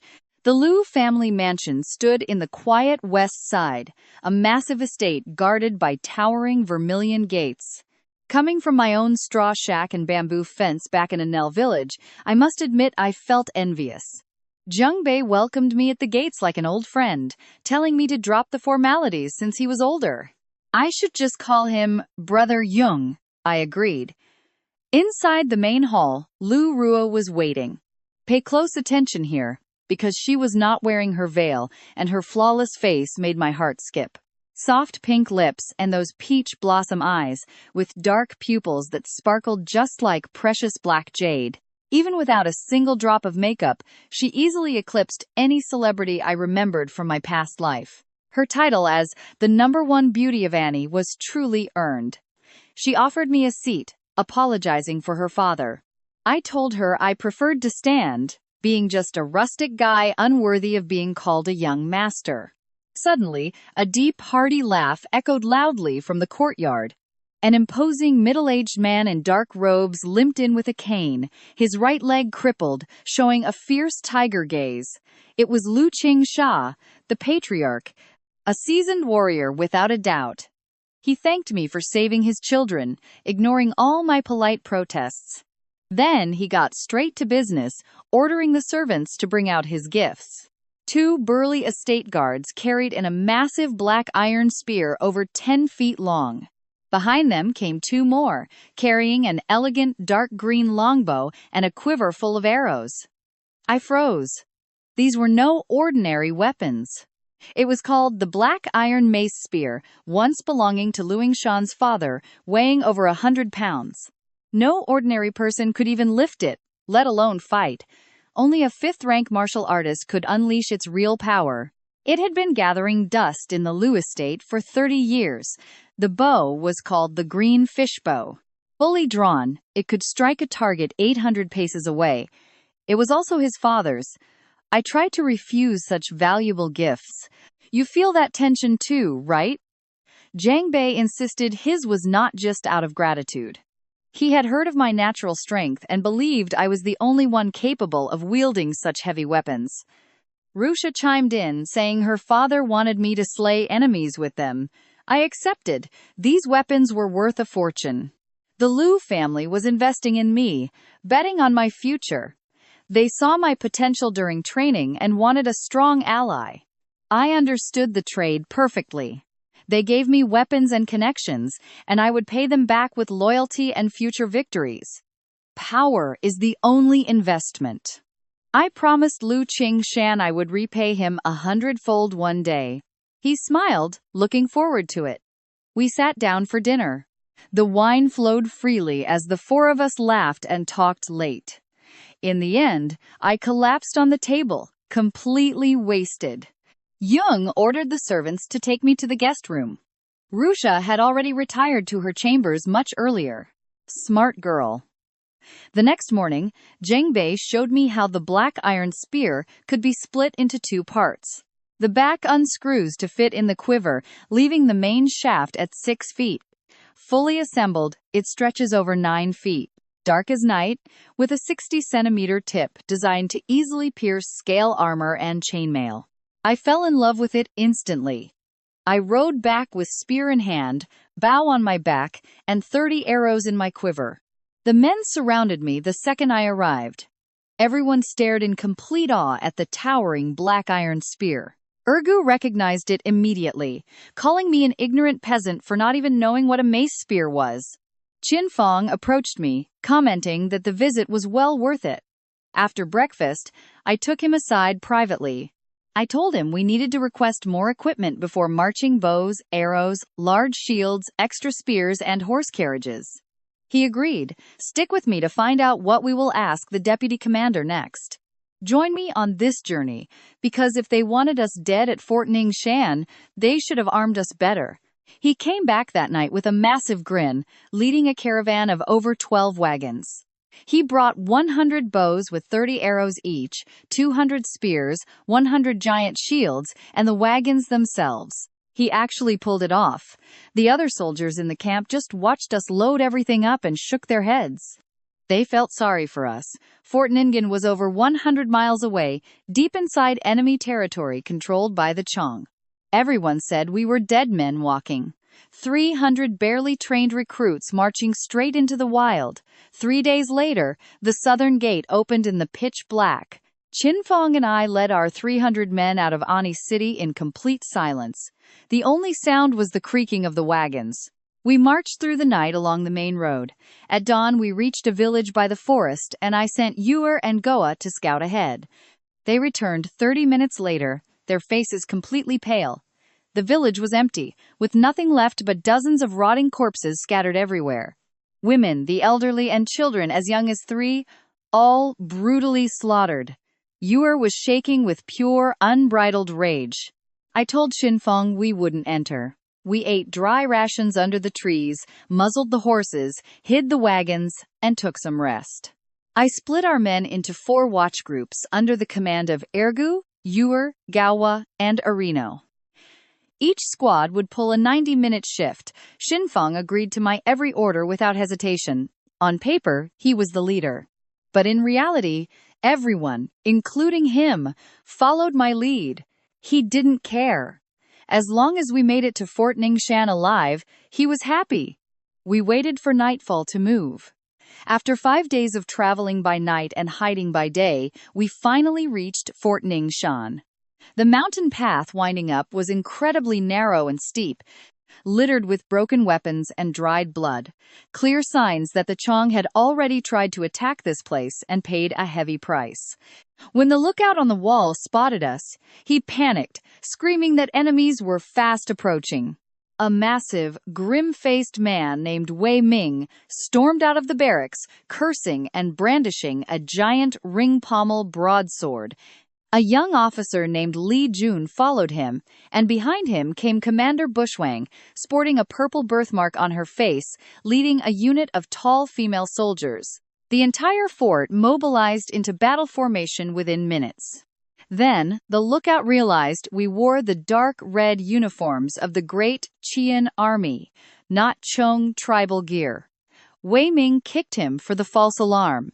Qin Fong and I stepped up to the stone gate as he shouted out, presenting our official military identification. From Qinping County, Nannan District, sent by Governor Qin and Commander Zhao to reinforce the fort. Li Jun came down with 4 soldiers to inspect our paperwork and Qin Fong's military plaque. Everything matched perfectly. Wei Ming personally verified the governor's signature and official seal, then ordered his men to throw open the gates. Now here is where we see his sheer relief. He walked down laughing, shocked his letters, requesting backup actually worked, introducing himself as Commander Wei Ming. He told us to drop the formalities and just call him boss. The fort was larger than expected, carved into the mountain with barracks everywhere. The narrow pass made it impossible for attackers to swarm them all at once. Taking a stronghold like this meant piling up mountains of corpses or simply starving the defenders out through siege. Bei Wang assigned quarters to our 300 men without uttering a single word. Her expression remained completely ice-cold the entire time. Wei Ming told us not to take it personally, she was always like that. He then guided Qinfang and me to a row of officers' quarters near the mountain. Single rooms, one for each squad leader. I pointed out to him that I was only a sergeant, not a squad leader. So technically, I didn't qualify. Xinfang chimed in and told Beiwang the story of how I single-handedly took down a Chong centurion and 13 horsemen outside the walls of Ani. By military law, that should have earned me the rank of squad leader. Bai Shuang's cold eyes scrutinized me intensely. Then, she asked the obvious question. If I had earned a squad leader post by killing a centurion, why was I still just a sergeant? Xinfang explained to Bei Wang that I was demoted because I had offended someone incredibly powerful. Before he could even finish, Wei Ming stepped closer and guessed it instantly, Zhao Zan. Now check this out. When Xinfang confirmed I stabbed Zhao Meng, Wei Ming's eyes lit up. He loved my guts, but Li Jun asked if I was a fourth-rank martial artist. I shook my head, giving my usual explanation. Just raw, natural strength and quick reflexes from my years of hunting in the mountains. Wei Ming didn't hesitate. He declared that if Zhao Zan wouldn't grant me the rank of leader, then he gladly would. Right then and there, he appointed me as the 4th squad leader of Fort Ningen, assuring me that here, strength was all that mattered.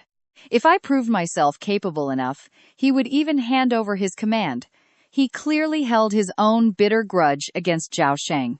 He had saved his life years ago outside the capital of Liang province, only to receive betrayal in return. But before we get too comfortable, Bai Shuang interrupted with her icy voice to remind everyone that there was almost no food left in the fort. Let us watch how our main character faces a desperate situation in this war room, where everything collapses at once. The fort had 307 soldiers before we arrived, and less than 100 sacks of grain left. With our 300 men, we had over 600 mouths to feed. Only half a month of food, and 80% were raw recruits, just like my own people.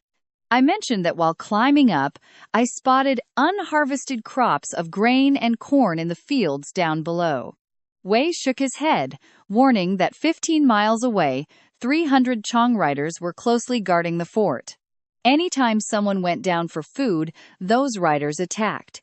I asked if there were really only 300 horsemen. Li Jun scoffed, claiming 300 Chong riders were worth 3,000 of ours, fighting like 10 men each. He was right about a frontal clash being suicide. I suggested a night raid, but he dismissed it as pure fantasy. Wei Ming agreed that the plan was too risky, especially since most of our soldiers were completely green. They already lost half their garrison and 2 leaders to 1,000 riders. If Chong pushed again, this fort would fall. I dropped it and said I understood, but asked Wei Ming for a guide to scout the area myself tomorrow. Slapping his knee, he suggested Yu Shuang, promising she knew every single village in the entire region. She accepted without hesitation. Now pay attention, because Wei Ming's officers were about to deliver their final judgment on me. Li Jun sneered that I was brave but reckless, completely lacking leadership material.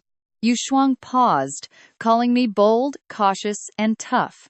Wei Ming laughed, teasing that she must have a crush. She ignored him, adding that we had to secure food fast, or starvation would kill us before Chong even attacked. The next morning at the gates, Wei Ming spotted my black iron spear and green bow. His jaw dropped. He recognized the legendary weapons of the Lu family and could not believe old Lu Qingshan gifted them to me. I smiled, saying the old man saw something worthy in me. Wei stared with a mix of awe and jealousy. Xinfang quickly explained to Wei Ming exactly how I ended up in this mess. It all started by helping the Lu brothers, ruining Zhao Meng's scheme with Rushua. That is why they rewarded me.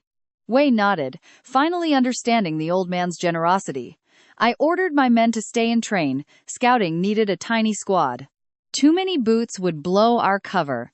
Silent, Yushuang grabbed her horse's reins and rode out, with me trailing closely behind. We rode 3 miles to a forest edge overlooking Leaf Village, where those 300 Chong riders were currently camped. The terrain surrounding the village was flat and completely open, perfect for cavalry but a nightmare for our infantry. Yushuang pointed this out instantly, dismissing any frontal charge, though she did not completely reject launching an attack. She revealed that Chong's soldiers drank heavily every evening, spending nights inside their tents with captured local women. The darkest hour, between 1 and 2 in the morning, would be our perfect window for a surprise strike. Staying unseen was key. Now, I know what you're thinking, but the only way through was straight down the middle. I asked if she backed my plan. She coldly replied she just did not want to starve. Fair enough for me. I promised her that dying in battle beats starving to death. We tied our horses and waited, until rustling echoed from the nearby cornfield. Gripping my spear tightly, I crept forward. Yushuang stepped up beside me, telling me to relax, since it was probably just villagers. She was right. 15 shadows emerged from the corn, all children, led by a boy with incredibly sharp eyes. Telling them to keep quiet, I asked who they were. The leader stepped up, introducing himself as 15-year-old Lai Chonggun. He and the kids hid in a cellar during the slaughter, escaping 2 nights ago and surviving deep within the cornfield. Every grown man and elder had been slaughtered, while the women were dragged off as captives. They only survived because the enemy missed their cellar. I asked if these crops led directly into the village. He nodded, explaining it connected straight to a small bridge crossing the river right behind the town. Guards watched the bridge, but we could easily wade through the river to bypass them. Then, he dropped a massive bombshell. Over 1,000 sacks of grain were hidden underground, and he knew the exact spot where they kept them. I looked at this skinny 15-year-old boy, raw fury burning in his eyes, desperate for vengeance against his enemies. They murdered his parents and kidnapped his sister. I asked him to guide us tonight, and he did not hesitate. I felt guilty using a kid for this, but desperate times call for absolutely desperate measures. With Chang'an guiding us, Yushuang and I could scout the enemy camp. Trust me, our real test starts right now. Trust me, you and I are about to see if this crazy plan actually works. Our goal was getting everyone to Ningshan Fort. Yushuang watched us silently, but I knew she agreed. Bold, clever, and shameless. That was her description of me. And she was about to see it firsthand. The 3 of us slipped through the tall cornfields toward the village, with Chang'an leading us forward. Smart kid. He even had his friends split up and hide in different parts of the forest. Yuang quietly noted that orphans learn how to survive very quickly. About 100 meters from the river, Chong pointed out the bridge guards. I told him to wait in the corn. If we were not back in 2 hours, he had to retreat. Yuang and I crawled right up to the bank. I spotted 8 men around a campfire on the bridge, 30 meters away. We waited. Near midnight, a thick cloud blanketed the moon, plunging the entire area into absolute pitch-black darkness. I nudged Yuang and whispered that it was time. She tested the depth with her spear and slipped under. The river was 6 meters wide and nearly 2 meters deep. We swam across without a single soul noticing. Once across, I made a massive mistake. I looked at Yuang. Her soaked clothes clung to her, revealing gorgeous curves completely hidden by armor. Even with that strange, dark blemish on her left cheek, her right side was beautiful, made even more captivating by those icy eyes. She caught me staring, crossed her arms, and sharply told me to look away. I apologized, but she was already furious. Now, pay attention here. This is where everything starts getting incredibly complicated. I suggested she hide by the shore while I scouted ahead alone. She complained, but gave me exactly 30 minutes to return. I crept quietly through the dark, shadowed village, slipping past rows of houses. Almost all of them were empty. The barbarians preferred staying in their tents at the entrance, but one courtyard flickered with firelight. I pressed against the mud wall and listened. Inside, a centurion was whipping a man on the ground while another soldier watched. They were discussing the captives. Nearly 100 men were crammed into that small space: blacksmiths, carpenters, stonemasons, skilled craftsmen captured from nearby villages. See, these brutal invaders always steal 4 specific things: women, gold, grain, and blacksmiths, women to raise more warriors, and smiths to forge weapons. The officer kicked the unconscious man and left with his partner, ordering 4 guards to keep watch at the gate. If anyone escaped, they would lose their heads. You and I both know this is where the game changes entirely. If I could free them during our assault, they would be an incredible asset to our fort. So, I headed to the main camp. I spent hours memorizing the layout of the tents, guard shifts, stables, and every exit. By the time dawn approached, I had a perfect mental map. I quickly rushed back toward the river. Yu Shuang heard my footsteps and confronted me in the dark. I told her I found crucial intel, but we had to cross first. She complained since she had just wrung out her wet clothes, but followed me into the freezing water anyway. We crossed back.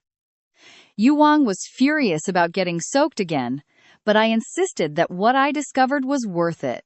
Their defenses were terrible, with absolutely no walls around the tents, and they had a courtyard with nearly 100 captured blacksmiths. Plus, she kept catching me staring at her soaked outfit. Hey, I am not going to deny it. Little Chong was waiting in the cornfield. Great kid.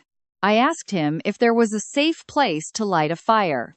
He mentioned a hidden cabin in the woods. He gathered the children and led us right there. I told him to grab the dry rations from our horses. Those kids needed food way more than we did. He almost cried from gratitude, so I promised a massive feast at Ningshan Fort. Inside the cabin, we lit a fire to dry off. And right at that exact moment, I saw something that froze me. The firelight illuminated Yu Shuang's face, and that purple mark was completely gone. She was easily the most stunning woman I had ever seen. Flawless features and perfect glowing skin, easily outshining even my 5 wives back home. I blurted out that she was gorgeous. She panicked, covered her cheek, grabbed her silver spear, and aimed it directly at my neck. I asked her what I had done wrong. She cursed me, saying I forced her into that river twice, throwing off her energy flow and washing away her fake blemish ointment. So it was all a disguise. A woman that incredibly beautiful in the military would only attract endless trouble and danger. That was why she concealed her real appearance, using a clever trick with medicinal herbs. She threatened to kill me if I spoke. I swore to guard her secret, and I know you and I will keep it safe. She finally lowered her spear, ordering me to turn around so she could dry her clothes by the fire. Let us dive in behind me. Clothes rustled, and she threatened to end me if I dared look. I bragged about having 5 beautiful wives at home, leaving me 0 reason to peek. She scoffed, doubting anyone would ever marry me. I told her she could visit any time to check for herself. She snapped back, spitting that she would never step foot in my home. Moving to the cave entrance to keep watch, I shrugged when she offered to swap shifts in 1 hour, letting her rest. She completely slept through her guard duty shift. Deciding she needed the rest more than me, I noticed her dry clothes by the fire. I gently covered her without touching her. At dawn, I finally decided to wake her. She bolted upright, crossing her arms defensively. I quickly assured her I had done nothing wrong, merely covering her with her dry clothes. That was it. When she asked why I missed her shift, I told Yu Wang that I simply was not tired at all. Now, pay attention here. I was used to night shifts, but I never confessed that she talks in her sleep. Sweet hawthorn, pork knuckle, sweet and sour fish. She was dreaming of a massive, glorious banquet. She acts so tough, yet dreams of sweets like a little girl. Sadly, only 3 pills remained for her fake birthmark. If they ran out, her true beauty would be exposed forever. That worried her far more than the Chong cavalry. We brought Chong and those 15 kids back to our fort, ordering my men to feed them and find them beds. Next, I headed straight to the command room, where the others waited as I detailed everything I had discovered. The Chong camp has laughably weak defenses with zero barriers, plus their guards get completely drunk every single night. Down in the village, nearly 100 captured blacksmiths and master artisans are currently locked inside a single courtyard. Furthermore, Chung mentioned over 1,000 sacks of grain hidden underground. Lai Jun hesitated, claiming the rescue was too risky. The enemy would leave eventually, and saving some blacksmiths simply was not worth risking our lives. But look at how things turn around. Yu Wang backed me up. Qin Feng slammed the table in agreement, and Wei Ming smiled. 4 against 1. Lai Jun sighed, accepting the majority vote, as everyone turned to me, waiting for a master plan. I had actually been plotting this strategy from the exact moment I left that village. 300 spearmen led by Yuang and myself would cross the cornfield and river at night, striking them from behind. Meanwhile, Qin Feng and Li Jun would hide 100 shield bearers and 100 archers right outside the main entrance. Once our spearmen breached the camp, the shields would block the gates while our archers picked off any runners. Wei Ming approved instantly, and he even insisted on joining the fight in person. Our strike was set in 2 days. Until then, we trained hard. This battle had to succeed, or the fort was doomed. Wei Ming reorganized the entire garrison. 600 total troops. He would command 200, with the remaining 400 split into even groups of 100. Every squad leader had to select a reliable sub-commander to participate in our tactical planning sessions. Back at barracks, I asked Arin, Yo, Yer, and Gawa who wanted the job. Yer claimed she cared nothing for titles. She only wished to stay by my side. Arin Yo suggested Gawa, but he declined, calling himself our weakest warrior. I ended the debate and appointed Gawa, promising all three that a sub-commander title was merely their starting point. They would rise far higher. Meanwhile, the other sub-commanders were quickly chosen. Qin Feng picked Ergu as his second. Unsurprisingly, Yuang chose a fierce female warrior named Sun Du, nicknamed the Beast. Lai Jun picked veteran Old Li. Wei Ming chose 2 battle-hardened veterans from the original garrison force, Xin Feng and Zhu Dao. 600 soldiers, 1 general, and 6 sub-commanders. Fort Ning'an finally possessed a legitimate, organized chain of command. In 2 days we would test their resolve. Soon, 500 men waited at the gates during Wei Ming's speech. We outnumbered the enemy. Victory was ours for the taking, and anyone who dared flee would be executed immediately. The troops roared. 2 days of brutal training had refined them, and my champing boys were especially fired up. They had seen me fight on Annie's walls, and my constant motivation had them absolutely convinced of our victory. Chung and his loyal follower Chong Shan approached, begging to join us. At first, I flatly refused their request. They were barely 15. Still, Qin Feng noted that having local guides in pitch darkness would make our march much easier. I agreed, on the condition they stayed close and avoided fighting. Chong would join me straight to the village. Chong Shan would guide Qin Feng's squad. We marched in absolute silence, 500 men slipping forward like a black dragon. And that's where we leave it, Wei Ming leading the charge, brandishing his massive 80-pound black dragon sword. All right, you and I are about to witness an absolute bloodbath as the remaining troops march toward the village. Let's dive into this master plan 300 spearmen with me, while Yu Suang and Wei Ming sneak in to ambush the camp from behind. Qin Feng and Li Jun took 200 shield bearers and archers, hiding in the cornfield near the main gate. Once they saw fire inside, they would seal the gate. Wei Ming gave me total control of the strike force. I sent Chong Shan to find the best hiding spot by the gate, then led 300 soldiers into the cornfield. We reached the clearing 100 meters from the river and waited. I checked the water clock. Not yet. When the hour struck, I ordered them to hold. Yuswang and I would slip ahead to clear the bridge guards. The men wanted to follow, but Wei Ming held them back. This was my call. Yuswang and I knew this land by heart. From the riverbank, I spotted two guards patrolling the bridge and a small campfire burning right next to it. I told Yuswang I would swim across to cut off their escape, while she crept silently along this side. My arrow would be the signal. Stripping down to keep my uniform dry, I slipped into the icy water, holding my spear and clothes high. Yuswang looked away, cursing under her breath. Once across, I took my position right behind the bridge. Pay close attention to this scene. Two guards patrolled above, while a massive, bearded soldier slept by the fire in a stolen blanket. One of his comrades yelled at him to get up and work. He just grumbled and kept sleeping.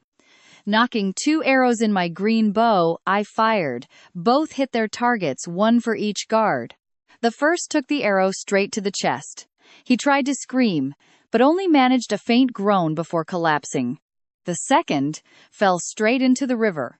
The bearded giant bolted upright, completely confused. Before he could even stand, Yuswang's arrow pierced his heart. He mumbled something about enemies and dropped dead. The bridge was clear and silent. With those three down, Yuswang and I quickly eliminated 5 more sleeping nearby. One woke up mid-attack and demanded to know who we were. I told him we were the ones coming to kill him, driving my spear home. 8 guards dead, 0 alarms raised. I waved a lit torch, the signal we used back in our hunting days.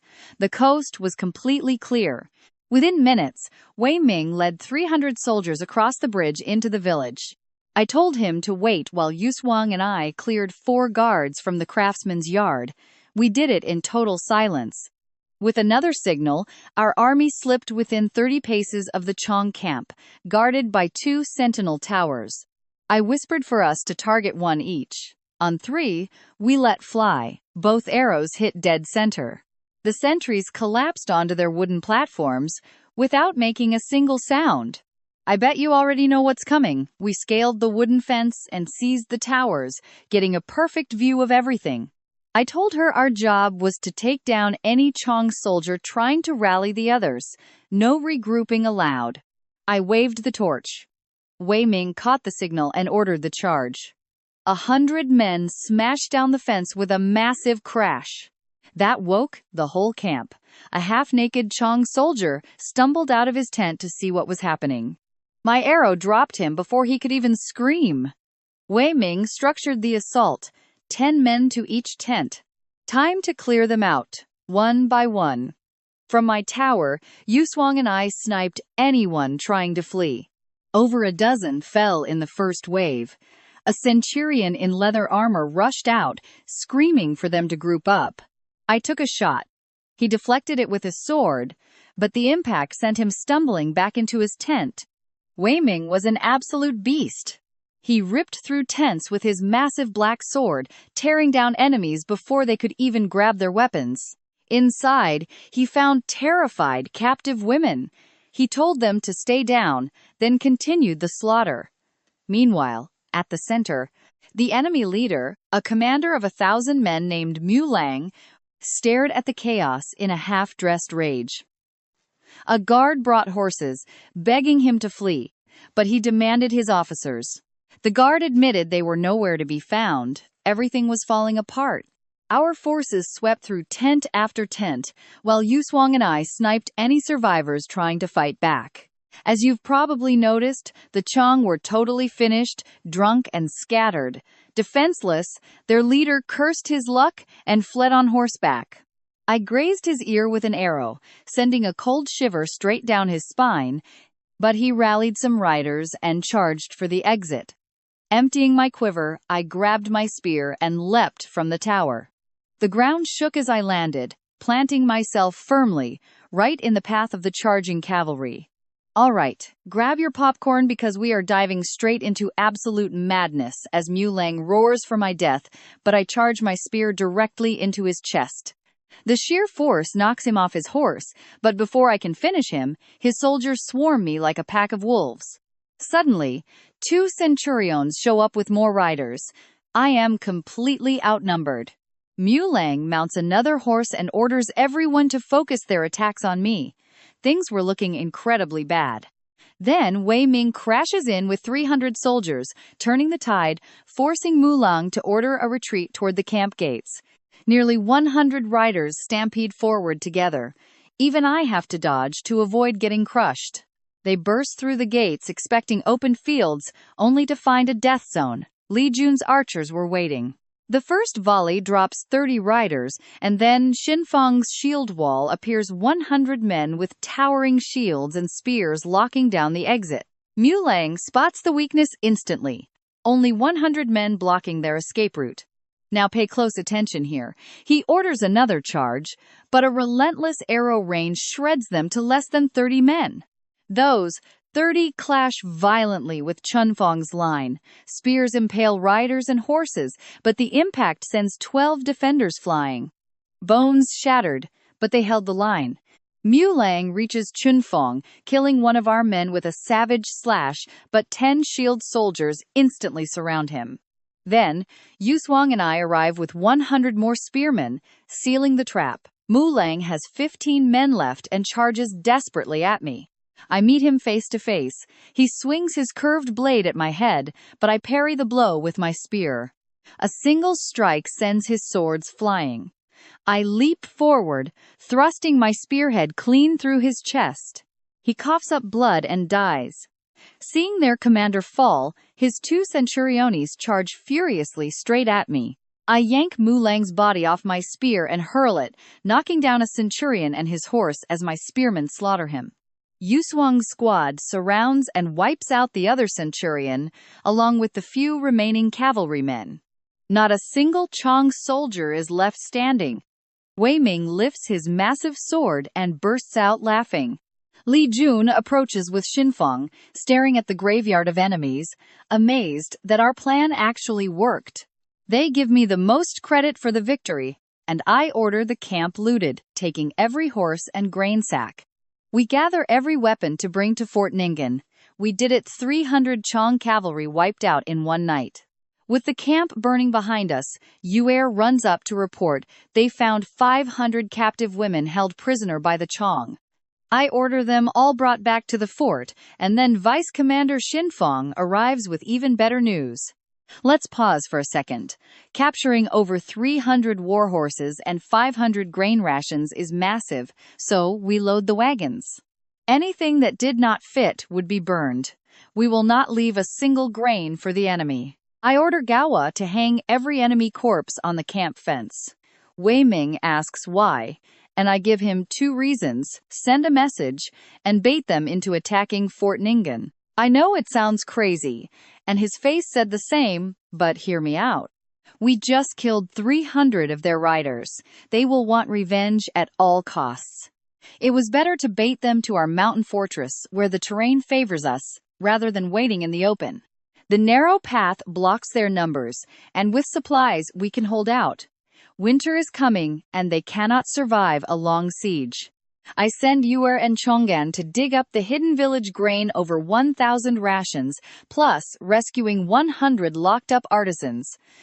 With blacksmiths and iron stockpiles already on our mountain, we can start forging our own weapons. At dawn, we march back in a massive line over a kilometer long. Horses, grain carts, rescued women, freed artisans, and captured weapons. It was a spectacular sight.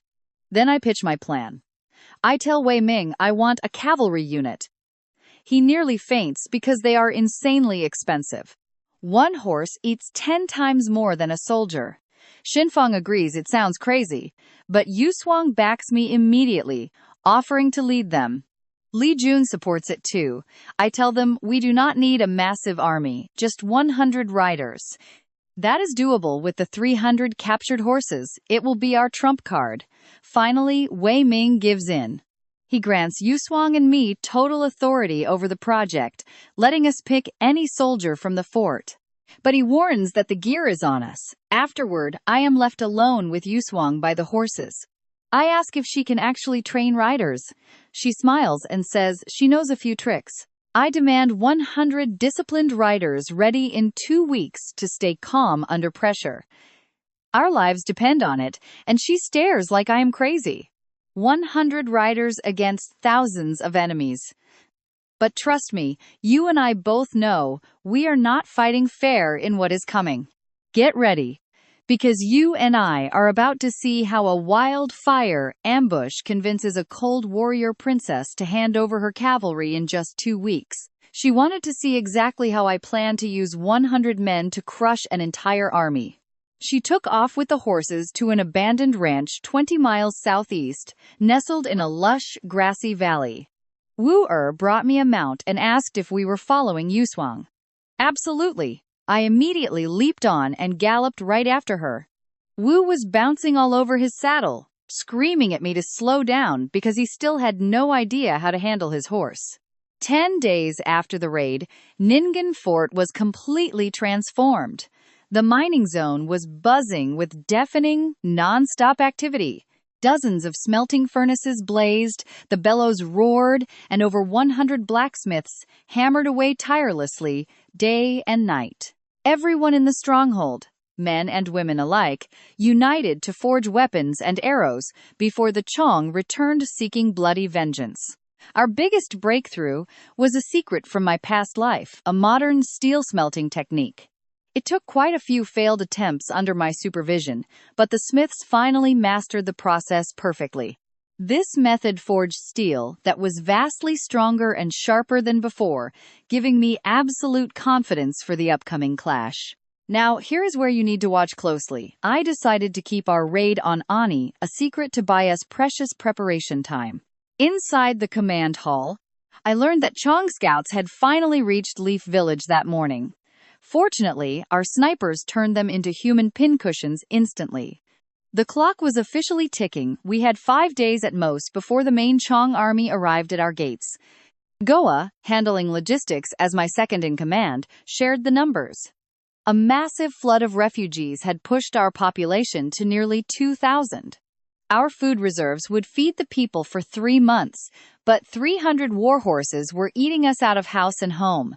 They left us with only 2 weeks of feed. I decided to sell 100 to ease the strain, keeping 200. Then, they asked about claiming battle rewards. Wei grinned, planning to send the battle report to Ani tomorrow. Part of it was for the official recognition, but mostly to see Commander Zhao Xiang's shocked face. I made it clear that we did not need silver. We needed an official expansion of our active garrison. We had nearly 1,000 troops ready. The paperwork had to be finalized, and Wei Ming agreed. The governor and Zhao Xiang desperately needed our victories to escape imperial punishment for losing the Western Pass. They would approve absolutely anything now. Wei Ming asked about my plans for the 200 elite soldiers he assigned me. I explained they would serve as my secret assault force. Alongside Yu Swang's 100 riders, they would strike the enemy camp under cover of darkness while our main force held the fort. Another night raid? He looked shocked, but trust me, my smile said it all. Why not?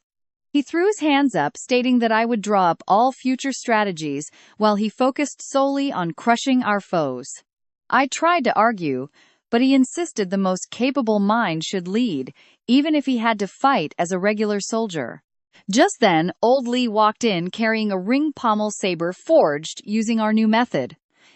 I took it, examining the craftsmanship closely. A straight, lethal blade over 3 feet long, with a deep fuller running down the center. Li Jun scoffed, calling it a standard army blade. I challenged him to test it against his own sword. He drew his weapon and struck hard. Metal clashed violently.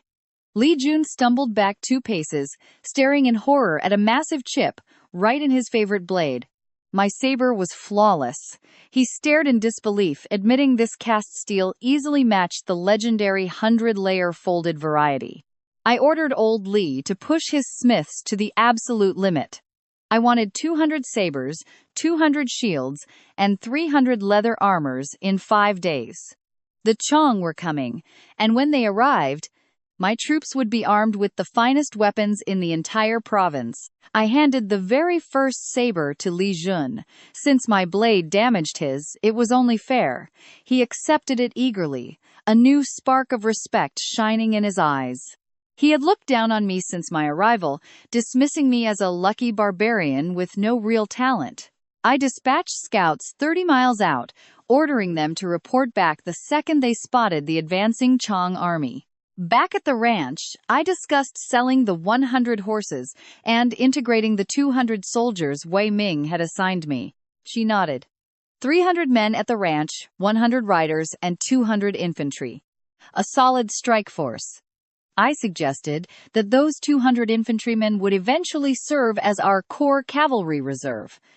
Once we drive the Chong out of Ani, we will build a true mounted division. She hesitated, but I promised we just needed men, money, and mounts. Let us see if this is enough. In just 4 days, the entire fort transformed into a massive weapons factory. Smiths forged ring pommel sabers non-stop, while the women stitched together streamlined versions of our finest brilliant armor. Come along with me to check out this steel armor tempered 100 times, lined with enemy leather.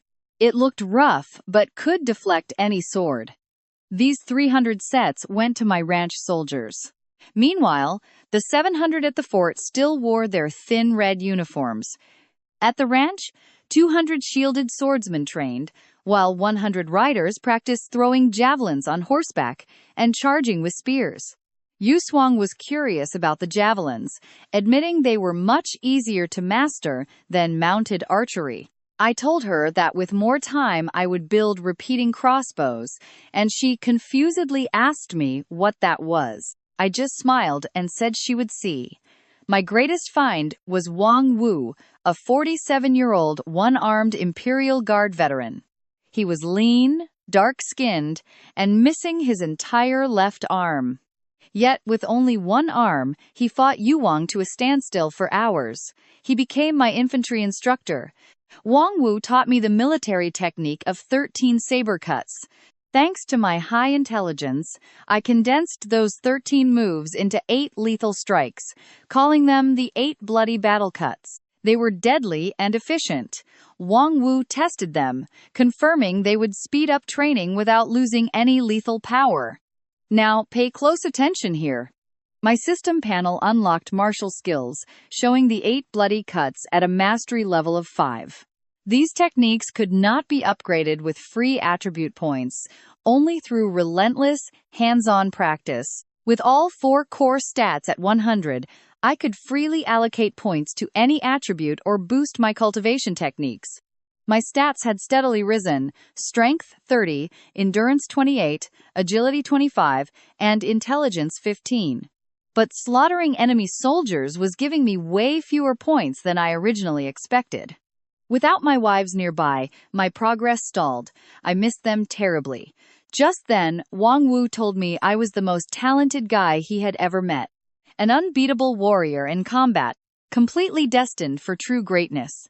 Yu Wang smirked at me upon hearing that, but suddenly, a pale messenger galloped in, telling us to return to the fort immediately. The Chong army had been spotted. Leaving Wang Wu in charge of the ranch, I raced back toward Ningxuan with my allies. The command room was dead silent. 5,000 enemies would arrive by nightfall, outnumbering us 10 to 1. They brought catapults and heavy siege engines. This was clearly no longer a simple skirmish. They wanted to crush us, but I know you would have done the same. I proposed we resist. We had to hold out for 5 days. On the 5th night, I would lead my 300 ranch soldiers in a surprise raid on their camp. Lai Jun hesitated. Holding out for 5 days against 5,000 men with such weak defenses seemed like pure madness. I replied that walls did not matter, only our willpower. If we hit them hard at the start, they would lose all momentum. A siege is psychological warfare. The first side to break loses. Wei Ming asked our odds if we held for 5 days. I told him 70%. And 10 days? Guaranteed victory. He stood up, promising me those 10 days, ready to die with the fort if we failed. Then, he shared some great news. The city sent a reply to our battle report. Wei Ming was promoted to captain of 1,000 men. I rose several ranks from sergeant to deputy captain, and my allies Yushuang, Li Jun, and Gawa were promoted to military envoys. Ergu could not believe it, continuously muttering in shock that he had finally become an official officer. Xinfeng laughed, assuring him that if we won this battle, he would make captain. Wei Ming confirmed it. By defeating those 5,000 enemies, everyone would rise quickly. In fact, Wei Ming declared that if he fell, I would take command. Everyone accepted without a single complaint. I asked Wei Ming to deliver all the newly forged gear to the ranch immediately. Over 100 custom sabers, 300 heavy armors, and nearly 900 javelins were ready. He handed everything over. I looked at everyone and swore I would return on the 10th night. Until then, they had to hold. Chunfeng beat his chest, swearing the fort would stand as long as he breathed. Wei Ming ordered the mountain closed immediately. Nobody would leave. I quickly returned to the ranch with my most loyal warriors to prepare our defense. Just before the enemy arrived, we looked down from the hill to see the massive Chong army flooding the entire valley. Thousands of campfires lit up the distance, with over 1,000 cavalrymen patrolling around their gigantic camp. On the fort walls, Wei Ming watched the exact same chilling scene, sensing that a long, brutal siege was coming.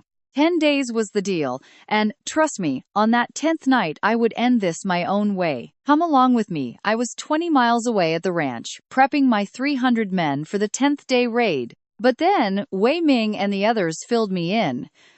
On that very first night, the Chong did not even wait for dawn. Their commander, a 10,000-man general from the Black Mountain tribe named Emo Ganhan, was absolutely furious about what happened at Li Village. He brought 5,000 warriors, determined to crush us quickly. He deployed 1,000 riders to cut off our escape and ordered an immediate assault. The Black Mountain tribe had to prove their worth. The White Wolf tribe had already struck Fort Ningen once, retreating after losing only 100 of their own men. Emo Ganshan wanted to prove to the other clans that Black Mountain would succeed where White Wolf had failed miserably. He sent Centurion Bergen with 500 infantry up the narrow trail, backed by 200 archers under an officer named Batelli.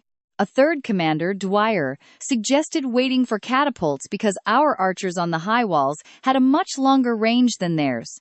Emo Ganhan shut him down, arguing that the fort only held a few hundred raw recruits, along with women and children. Siege weapons were not worth the wait. Up on the wall, Wei Ming watched the glowing torches wind up the mountain path.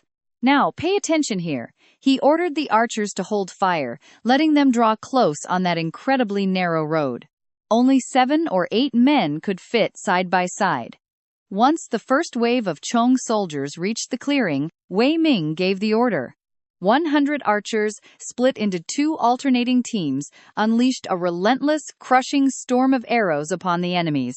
The very first 2 volleys wiped out almost the entire vanguard force. Corpses piled high on the ground, but more kept coming with 10-meter ladders, screaming for the golden women locked inside. Batelli's 200 archers tried to provide cover fire from the path, but shooting uphill against stone walls proved completely useless. Meanwhile, Li Jun took command of our archers with icy precision, unleashing volley after lethal volley with zero hesitation. Every single wave of arrows dropped another dozen or 20 enemy soldiers. Once enough Chong soldiers reached the base and began raising their ladders, Li Jun quickly split our archers up. Half of them moved to the gate tower to fire down the path, transforming it into a literal corridor of death. The other half stayed on the walls to pick off climbers. Wei Ming had already blocked the gate with heavy sandbags. Not even a battering ram could breach it. The entire battle would be decided on those 50 meters of wall. Sun Du, Yushuang's fierce lieutenant, brought 100 spearmen to the ramparts to impale anyone who managed to reach the top. Our defense held strong. The narrow terrain did exactly what I predicted, bottlenecking the enemy so our archers could slaughter them. The real war had begun, and trust me, I still had 9 long days left to wait.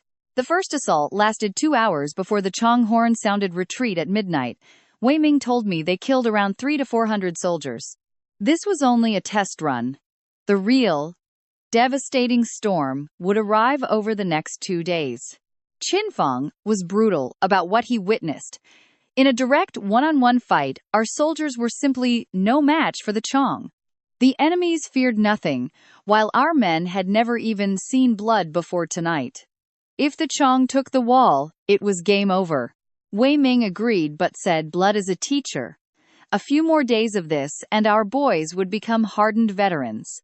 Down in the enemy camp, their commander, Imo Ganshan, a 10,000-man general, did not lose sleep over this minor setback. He treated it as a simple test. Centurion Bergen reported heavy defenses, endless archers, and at least 500 combat soldiers. Imo Ganhan promised Bergen 2,000 troops for the morning, along with 500 archers and heavy catapults.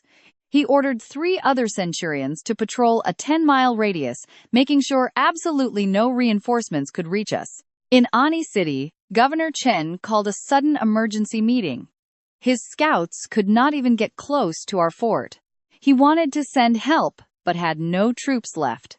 The district was swarming with 60,000 Chong from 3 tribal armies. The nearest town, Linxing, was besieged by 10,000 Black Mountain troops. Commander Zhao Shang rejected sending any support whatsoever.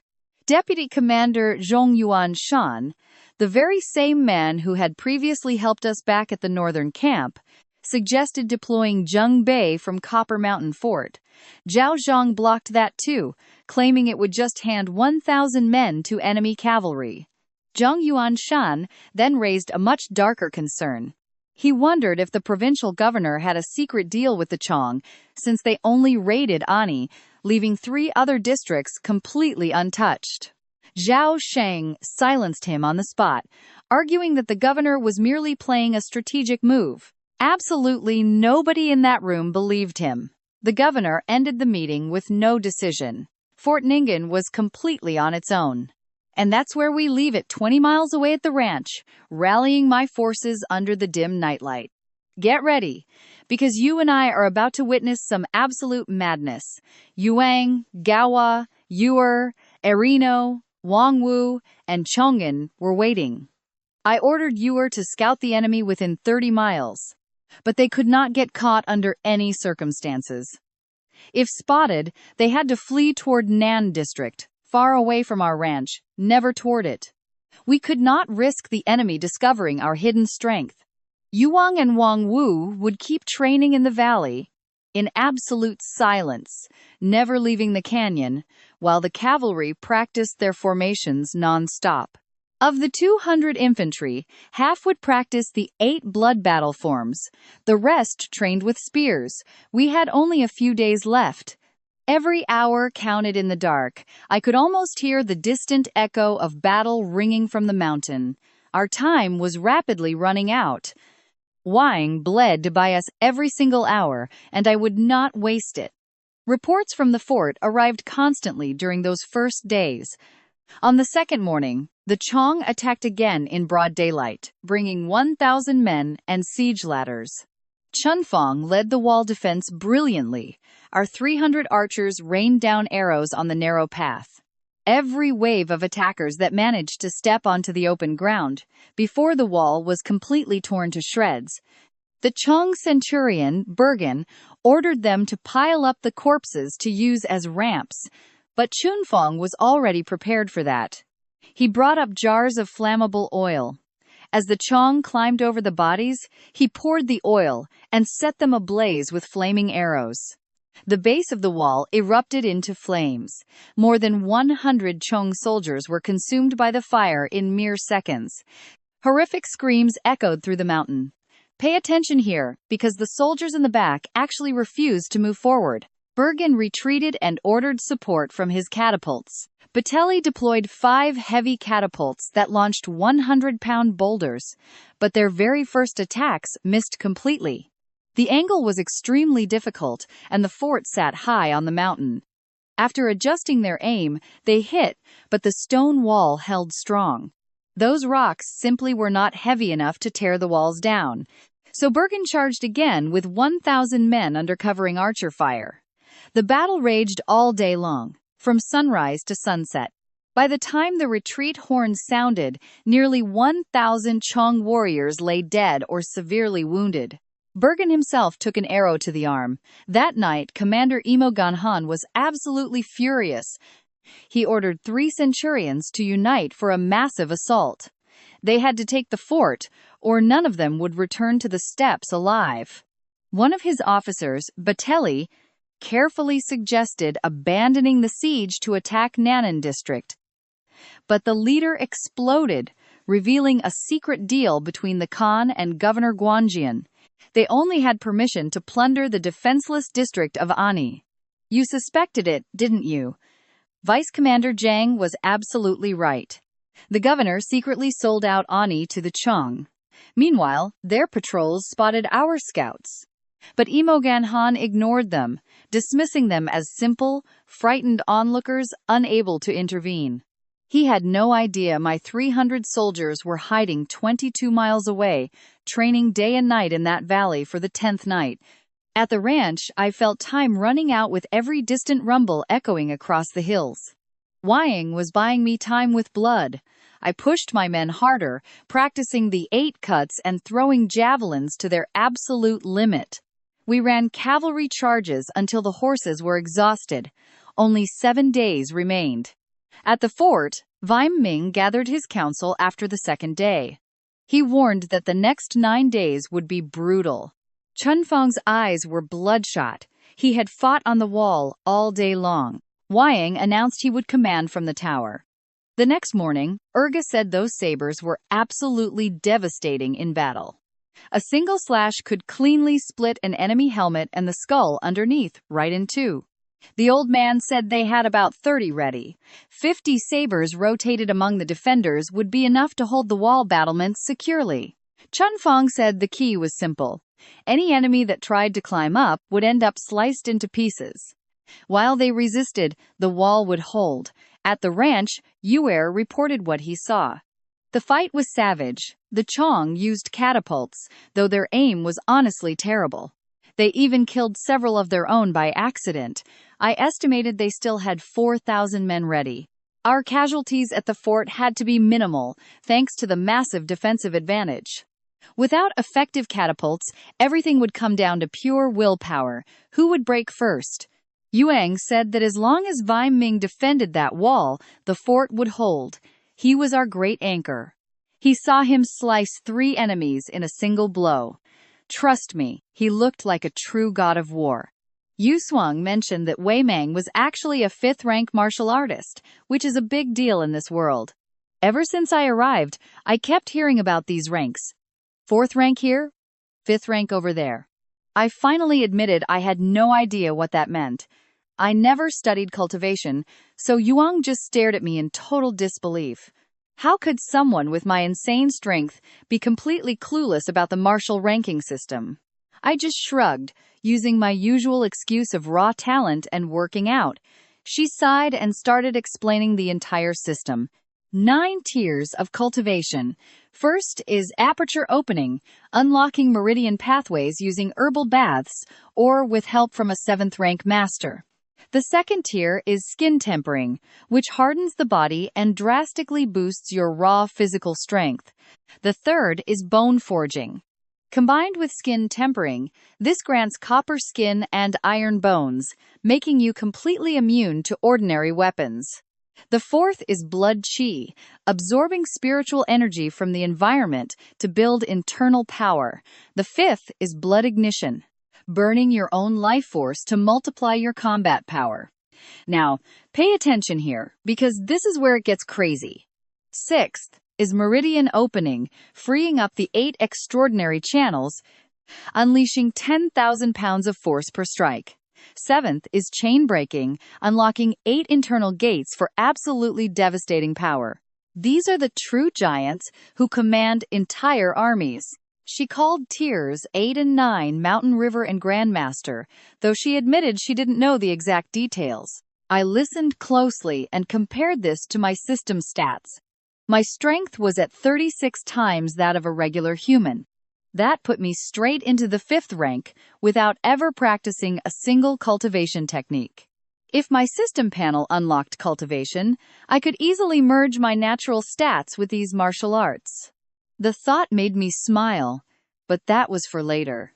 Right now, I only had 8 days before the raid, and every hour counted. Before the war councils and training began, Yura asked Yuswang what her actual rank was. She said she and Li Jun were at the early 4th rank, making them the strongest in the fort after Wei Ming. When asked about me, she glanced over, guessing I was between 5th and 6th rank. But Wang Wu was much more precise. He claimed I could beat a peak 5th rank. I know what you're thinking, but I told him not to get his hopes up. A 5th rank warrior facing hundreds of Chong riders would still have to run for his life. Raw strength has its limits. Erinyo then asked if an 8th or 9th rank fighter could defeat hundreds of cavalrymen alone. Wang Wu's eyes gleamed as he recalled a legendary 7th rank warrior who crushed thousands of soldiers and led 800 men to defeat 7,000 elite troops. That was the Battle of Mount Lang 20 years ago, and Wang Wu was one of those 800 soldiers under Duke Wuchonga. I asked him who this duke was. Yuang coldly snapped that I wasn't important enough to know yet. Maybe if I kicked the Chong off the grasslands, I'd get my chance. She loved keeping me in my place. And so, 9 long days of constant tension dragged on. Each day brought worse news from the fort. By the 9th sunset, the wall was barely holding, and Xinfang was too exhausted to speak. His voice was gone, his face covered in dried blood. Ergu had wounds all over his body but flatly refused to retreat. Li Jun's left arm was sliced down to the bone. He bandaged it himself and just kept fighting on the wall. When asked how many soldiers were still standing, Li Jun replied that barely 300 men remained. They started with 700, but the Chong suffered worse. Out of 5,000 enemies, only 2,000 were still fit to fight. 9 days of slamming into arrows, boiling oil, and spears had broken them. The battle on that 9th night was absolute carnage. From dusk until midnight, the Chong attacked relentlessly. Wei Ming defended the wall with his saber the entire time. When the retreat horns finally blew, the fort was still standing. Back at the enemy camp, General Imo Ganhan was absolutely furious. 5,000 men, half of them slaughtered, and that tiny mountain fort was still defying him. His 5 centurions knelt and signed blood oaths. They promised to take the fort in 2 days or pay with their heads. Imo Ganhan gave them that 2-day deadline. No mercy. That night in my camp, I gathered everyone for our final preparations. Tomorrow morning, I will send Yuer with a few men to lure the Chong scouts toward the Tianu River. Not too fast, not too slow, just enough to make them give chase. Goa understood the plan immediately. We wanted some alive for interrogation, but Arinyo still didn't get it. Trust me, you and I are in for a wild ride. Gawa had to explain it to him. I told him to use his brain or stop claiming he is from my village. What a joke. All right, you and I are about to see how this starts. Wang Wu asks if tomorrow is the night, but he stays. He immediately protests, arguing he can fight better with just one arm than my 3 assistants put together. Yuang steps in and explains calmly. It is not about his skill. If he dies, who will train the army? Who will teach the 8 bloody cuts technique to the next generation? That is when I immediately jump in. Exactly. You are our treasure, old Wang. We cannot risk you. He grumbles but accepts, while Yuang glares for stealing her speech. I give her a thumbs up behind her back, and she rolls her eyes. Tomorrow, on the 10th night, it ends. I order everyone to rest tomorrow. No training. They must save all their strength for the big night. Yuang's cavalry must wrap their horses' hooves and muzzle them to keep quiet. Wang Wu will guard the ranch for several days after we leave. He furiously swears no one will enter this valley while he is still breathing. That morning I set my trap at the Tinchu River. We send 5 riders as bait, so the Chong scouts will chase them. They lure about 15 enemies to the riverbank, where Aaron, Yo, Gawa, and I were hiding in the tall grass with 100 spearmen. The Chong centurion leading the scouts laughs, seeing our men trapped against the water. Now, pay attention here. My men suddenly emerge from the brush behind them, completely blocking their escape. Ur smiles and orders them to surrender, but the centurion mocks him, saying infantry can never stop Black Mountain riders. Ur points at me as I step out from behind the shield wall, saying they might not stop them, but I will. The centurion turns his horse and charges straight at me.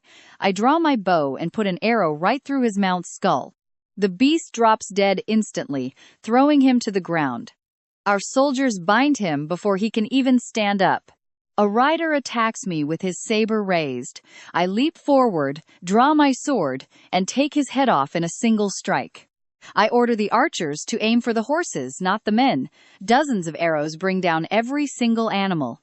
All 15 scouts crash to the ground. I charge forward on horseback, mercilessly slaughtering anyone who tries to resist. Within seconds, over half are dead. The last 5, seeing me covered in blood with a dripping blade, throw down their swords. Ur laughs out loud, mocking these warriors who boasted they would never surrender. I have the survivors bound and order the corpses and horses thrown into the river to erase all evidence. We bring 6 prisoners back to the ranch. I hand them to Wang Wu, ordering him to extract all intelligence on their camp. The furious centurion screams that they will never betray the Black Mountain. Wang Wu flashes a creepy smile, reminding them the Great Qin dynasty has 108 torture methods. He hopes they stay silent so the fun lasts longer. But get this, the guy talks before Wang Wu even starts. He promises to confess everything. I leave Wang Wu to his work and head to Yushuang's cabin to finalize tonight's plan. The 10th night arrives. In the cabin, I map out our strategy using the vital intel Wang Wu dragged out of them. The northeast corner of the enemy camp houses their supply depot, weapons, and grain. That is their most vulnerable spot. I give the order to move out late tonight. Every soldier will hold a branch between their teeth to keep quiet, with horse hooves wrapped and muzzles bound. Yuang and I will lead the 100 cavalry. Ario commands the spearmen, while Gao leads the swordsmen. We will stop 3 miles from the northeast flank. The cavalry strikes first, followed immediately by the infantry in formation. I make it clear our main objective is burning their supplies. Killing enemies is strictly secondary. Without food or gear, they will have to retreat. This battle decides the fate of Ningshan Fort. As everyone leaves to prepare, Yushuang stays behind and directly asks me how confident I am. I lean close to her face and ask if she is scared. She turns away, ears red, claiming she fears nothing. I lean back and confess the honest truth, maybe a 6 or 7 out of 10. She says, 2,000 enemy riders against our 300 is madness. I reply, we cannot watch the fort fall doing nothing. She blames herself, saying that with 3 months she could have trained a cavalry to crush any enemy unit. I promise her that day will come. We march in the dark. 300 soldiers advance in the shadows like a black serpent to the forest. Ur confirms no enemy scouts are near. I order them to walk. At 200 meters, they mount up. Trust me, you must see this charge. Yuang and I snuck in to tie ropes to the camp posts. Trust me, you and I are about to witness absolute madness. Get ready! We ran to the horses and, at my signal, pulled the ropes hard. A 15-meter stretch of fence collapsed. The loud crash woke up the sentries. Before they could even scream, 100 horsemen charged through the gap like death emerging from the dark. Yuang and I led the charge, sniping tower guards with our bows. The camp plunged into absolute chaos as we kicked over campfires and torches, burning down every single tent in our path. Chong soldiers came tumbling out of their tents, half asleep, running straight into our spears and blades. Inside the main tent, General Manhwa woke up to a ground-shaking gallop. His guards begged him to flee. He demanded they regroup, but his soldiers could not form their lines. Fire spread everywhere, and my horsemen ruthlessly cut down anyone who tried to step outside. Behind them, the 200 infantrymen, under Arrow and Goa, crossed the gap and began systematically clearing the tents, killing every enemy that emerged. Centurion Bergen, wounded in the arm days ago, stumbled out and recognized our men. Before he could even react, Gawa's archers riddled his body with a heavy rain of arrows. He collapsed like a pincushion. Another centurion, Mangji, managed to mount a horse and gather 12 riders. Watch closely here. I ordered Yuang to keep burning tents while I handled this entire group alone. Wheeling my horse around, I leveled my black iron spear and charged straight ahead. Up on the wall, Urgu saw the flames and shouted that the raid had begun. There was no hesitation. He asked Li Jun how many soldiers could still fight. 200. Wei Ming grabbed his massive sword, determined to head down the mountain and join the slaughter. He ordered the 200 to mobilize immediately. Down below, I was already knee-deep in a total massacre. Centurion Mingar charged me with his riders. One single clash was all it took. My spear pierced his chest and I threw his corpse at the others. Some brave fool screamed for vengeance and lunged straight at me with his sword raised high. With a quick spin of my spear, I took his head right off. Blood sprayed, and the rest fled, crying that I was not human. Let that sink in for a second that night. A deadly and unprecedented bloodlust woke up inside me. Any enemy within 5 meters of me died instantly. Centurion Yasuda tried desperately to regroup his men at the command tent. I spotted him and charged instantly. His guards tried to slow me down, but I butchered them all without losing speed. Yasuda watched me tear his men apart and fled in sheer terror toward General Imo Ganson's position. Uru arrived with about 30 horsemen. Yu Wang had sent him to back me up while she swept the camp with the rest. Even Uru looked completely shocked. He confessed he had never seen me so wildly unleashed. I ordered him to follow, and we charged the command post. Mo Gan Han was holding out there with over 100 organized horsemen. Yasuda pointed me out and warned the general, shouting that I had already killed 2 centurions. Imo Ganhan offered a promotion to captain of 1,000 men for my head. 100 Chong horsemen unleashed their war cry and charged with pure fury. The ground shook beneath us. Uru and his 30 men hesitated, but not me. I charged straight in, and with one single swing, 3 heads flew into the sky. Their charge faltered, and Uru immediately ordered his men to hurl their javelins. 30 iron spears flew through the air, knocking down 12 riders and completely shattering their defensive formation. I plunged right into the thick of them alone, spinning my black iron spear like a deadly whirlwind. Nobody within my reach survived. In under a minute, I personally killed 30 or 40 men while Uru's riders flanked them. Imo Ganhan could not believe his eyes and screamed for a full retreat. The few surviving horsemen scrambled toward the exit, only to find Wei Ming waiting right there for them. 200 men from the fort, shield-bearing spearmen and archers, stood in formation. Wei Ming gave the order, and 100 arrows shredded the fleeing cavalry. Half fell from their mounts, and the rest fled in terror toward the southeast. Mo Gan Han escaped into the shadows escorted by his guards. Behind him, his camp burned to ash and his army lay shattered. I did not stop. With Uru's horsemen behind me, I pursued Imo Ganson's group without mercy. Back at the burning camp, Wei Ming met with Yu Wang, Aro, and Gawa as they emerged from the smoke. She asked where I was, and Wei Ming told her I was chasing the general toward Black Mountain's main camp. Ordering Wei Ming to finish clearing the camp, she galloped after me, and trust me, you and I can't wait for what's next. And believe me, I caught them faster than expected. Come along with me and watch this warrior shred Centurions Batelli and Yasuda, grabbing over 12 precious attribute points in just one night. My strength and speed surged way beyond anything I had ever felt before.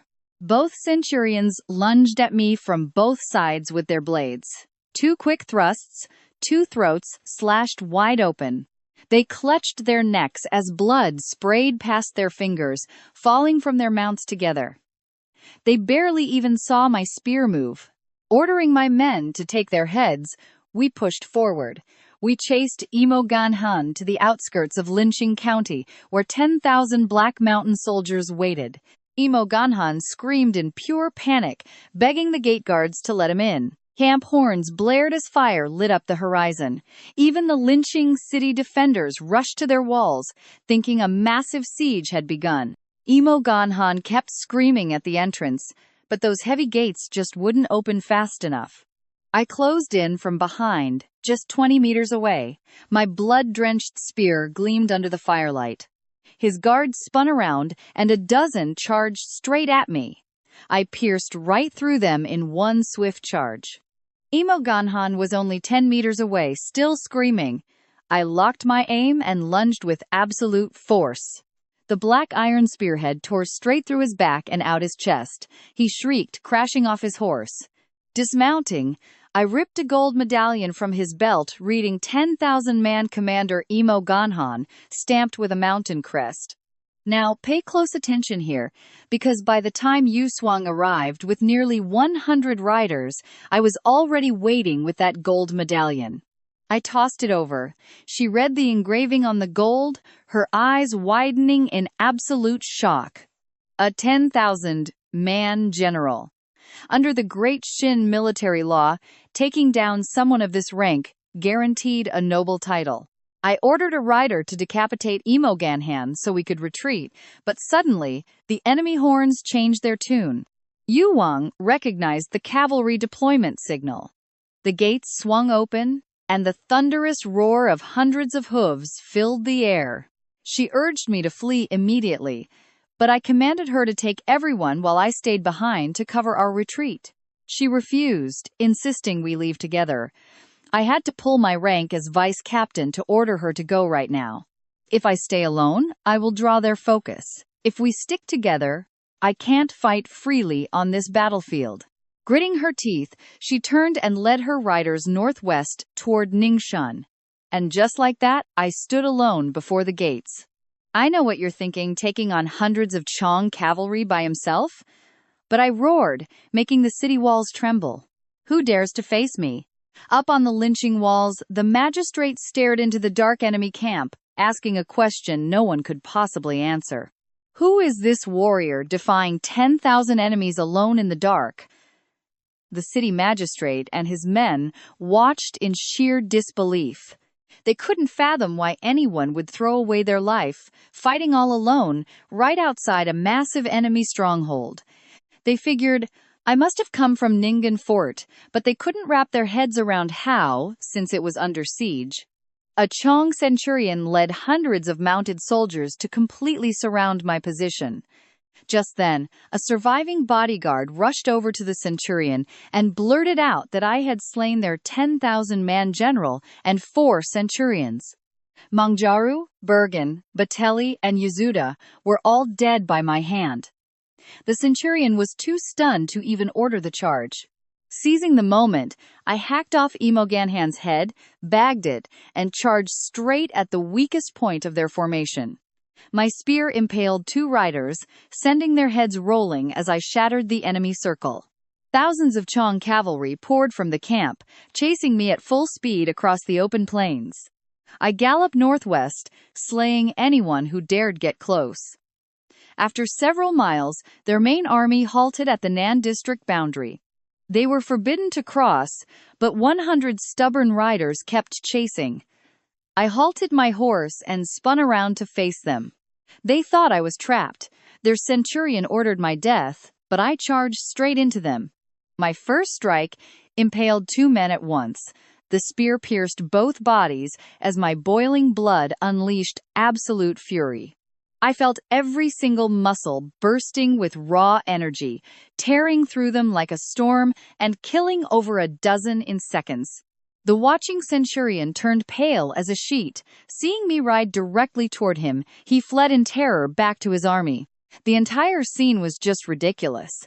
100 riders had chased me, and now I was the one hunting them down.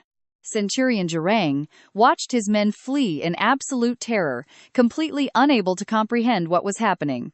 The centurion who led the chase lied, claiming I possessed infinite strength and had already wiped out half of them. And that's where we leave it, standing 100 paces from thousands of their troops, screaming, "Who dares face me?"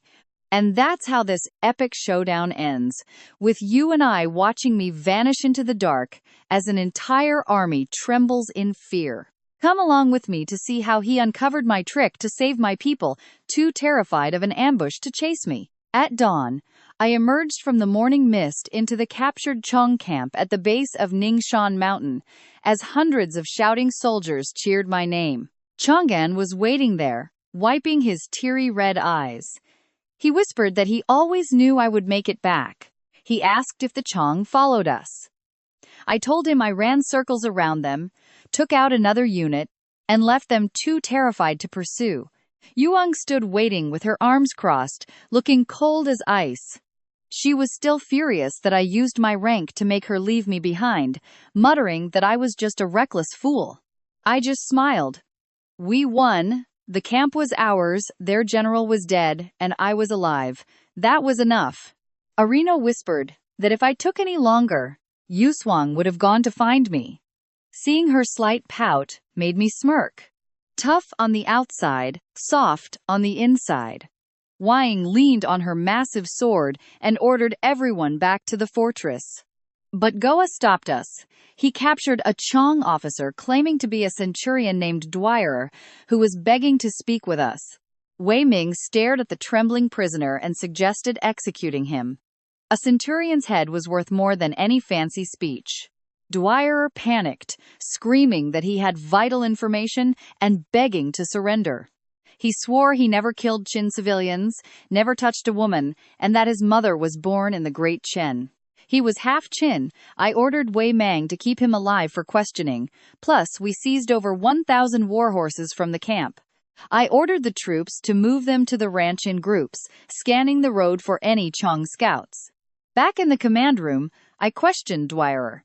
He was shaking so hard he could barely speak, so I told him to stay calm.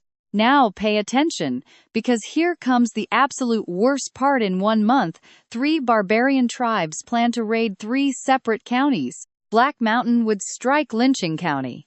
White Wolf was targeting Sha County, while Barbarian Iron planned to hit Bashan, right near Copper Fort. The room fell completely silent. Wei Ming's face darkened. If this was true, 3 whole counties faced total slaughter. Lai Jun argued we were too weak to do anything, while Ergu suggested informing the provincial governor immediately. Xunfang shook his head. If the governor actually wanted to fight those tribes, he would have sent troops a long time ago. He was clearly in on it. Keeping my cool, I asked the prisoner about their numbers. Black Mountain had 20,000 warriors.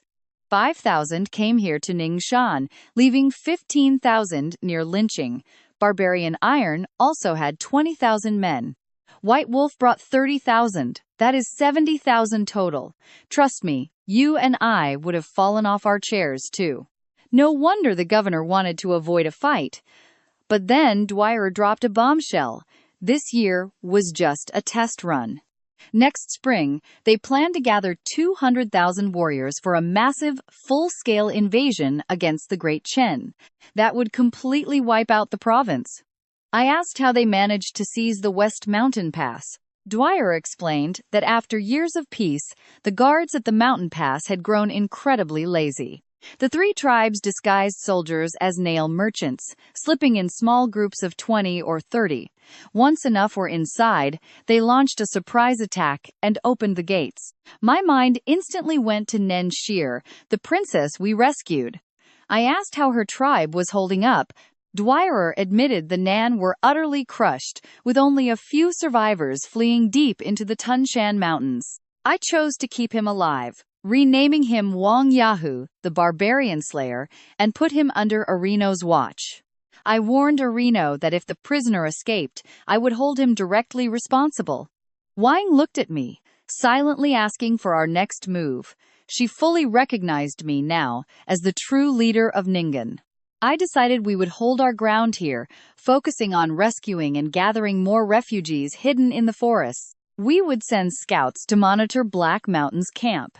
If they planned to attack lynching, they had to build siege weapons first, which would be our warning sign. Our immediate crisis was over, but an even deadlier storm was brewing on the horizon. Li Jun asked if we should warn them. I said yes, sending messengers to the 3 counties, the fort and Governor Qin. But we could not do it yet. If the tribes realized we knew their plan, they would just change it. Waiting 2 weeks was best.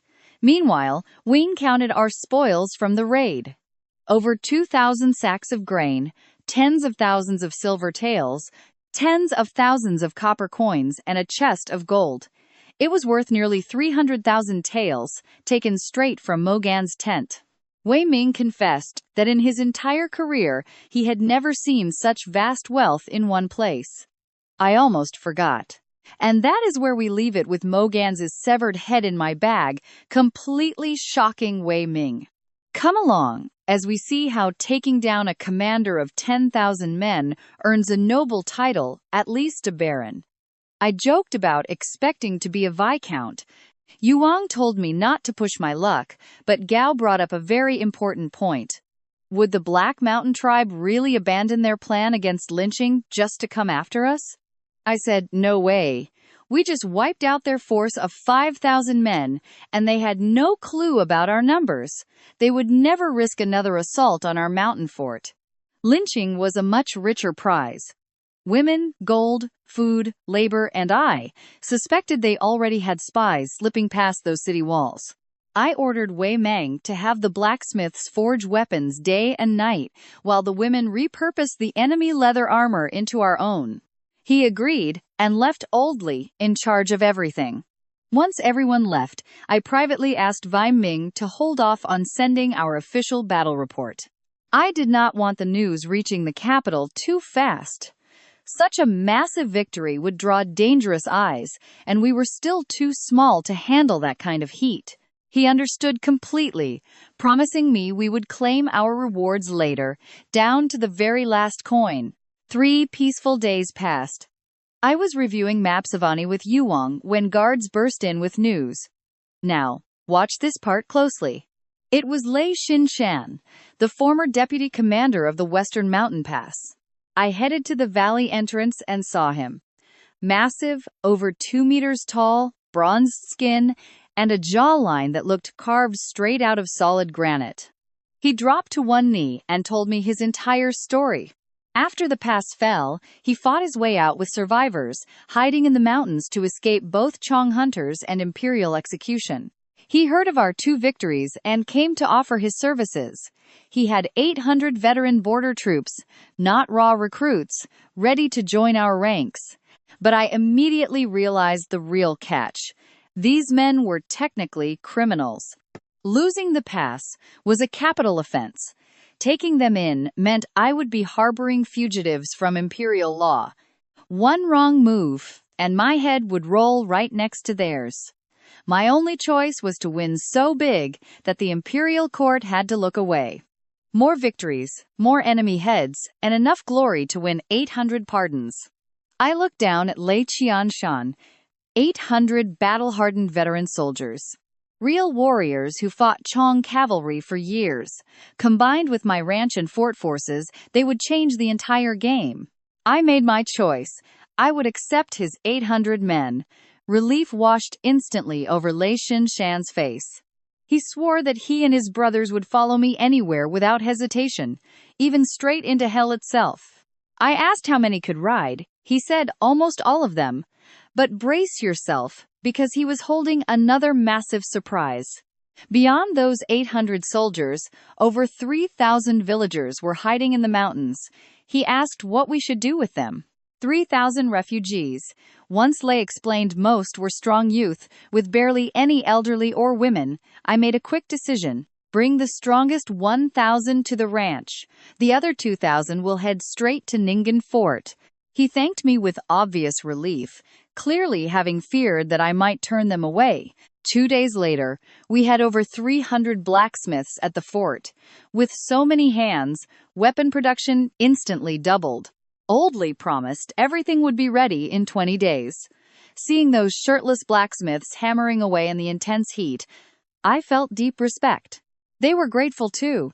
They ate well, earned a wage, and no longer feared being kidnapped by Chong raiders. Yuwang finished recruiting 100 strong women from the fort to establish an elite female combat unit. I asked if they would be cavalry or infantry. She replied both, riders capable of charging on horseback and fighting on foot. I gave her my approval. On our way back to the ranch, she asked if I planned to help defend lynching from the invading tribe. I corrected her, not defend them, destroy them. She stared in shock, asking if I meant to do that with just our 2,000 ranch soldiers. I reminded her the fort had another 1,000.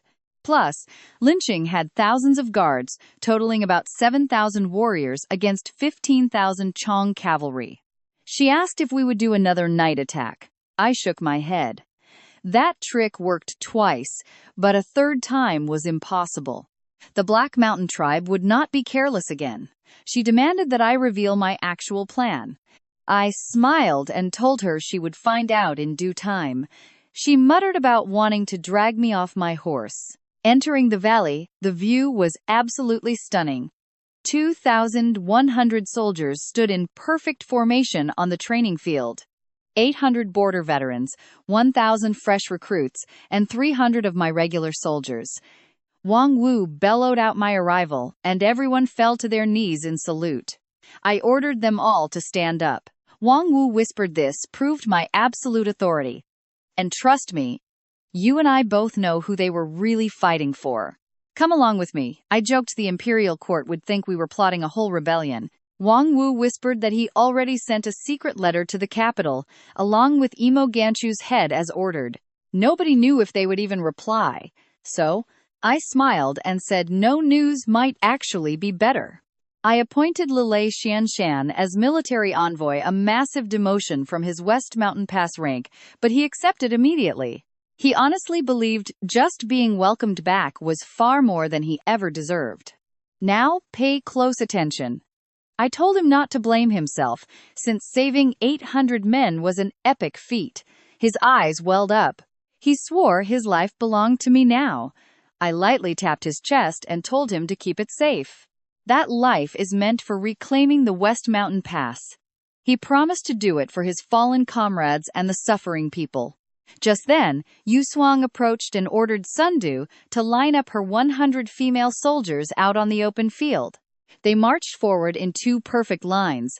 Our army was growing over 2,000 men at the ranch, 1,000 at the fort, and counting. We knew we could fight. But let's ask ourselves, could we actually pull off a massive, world-shaking victory? One that changes everything?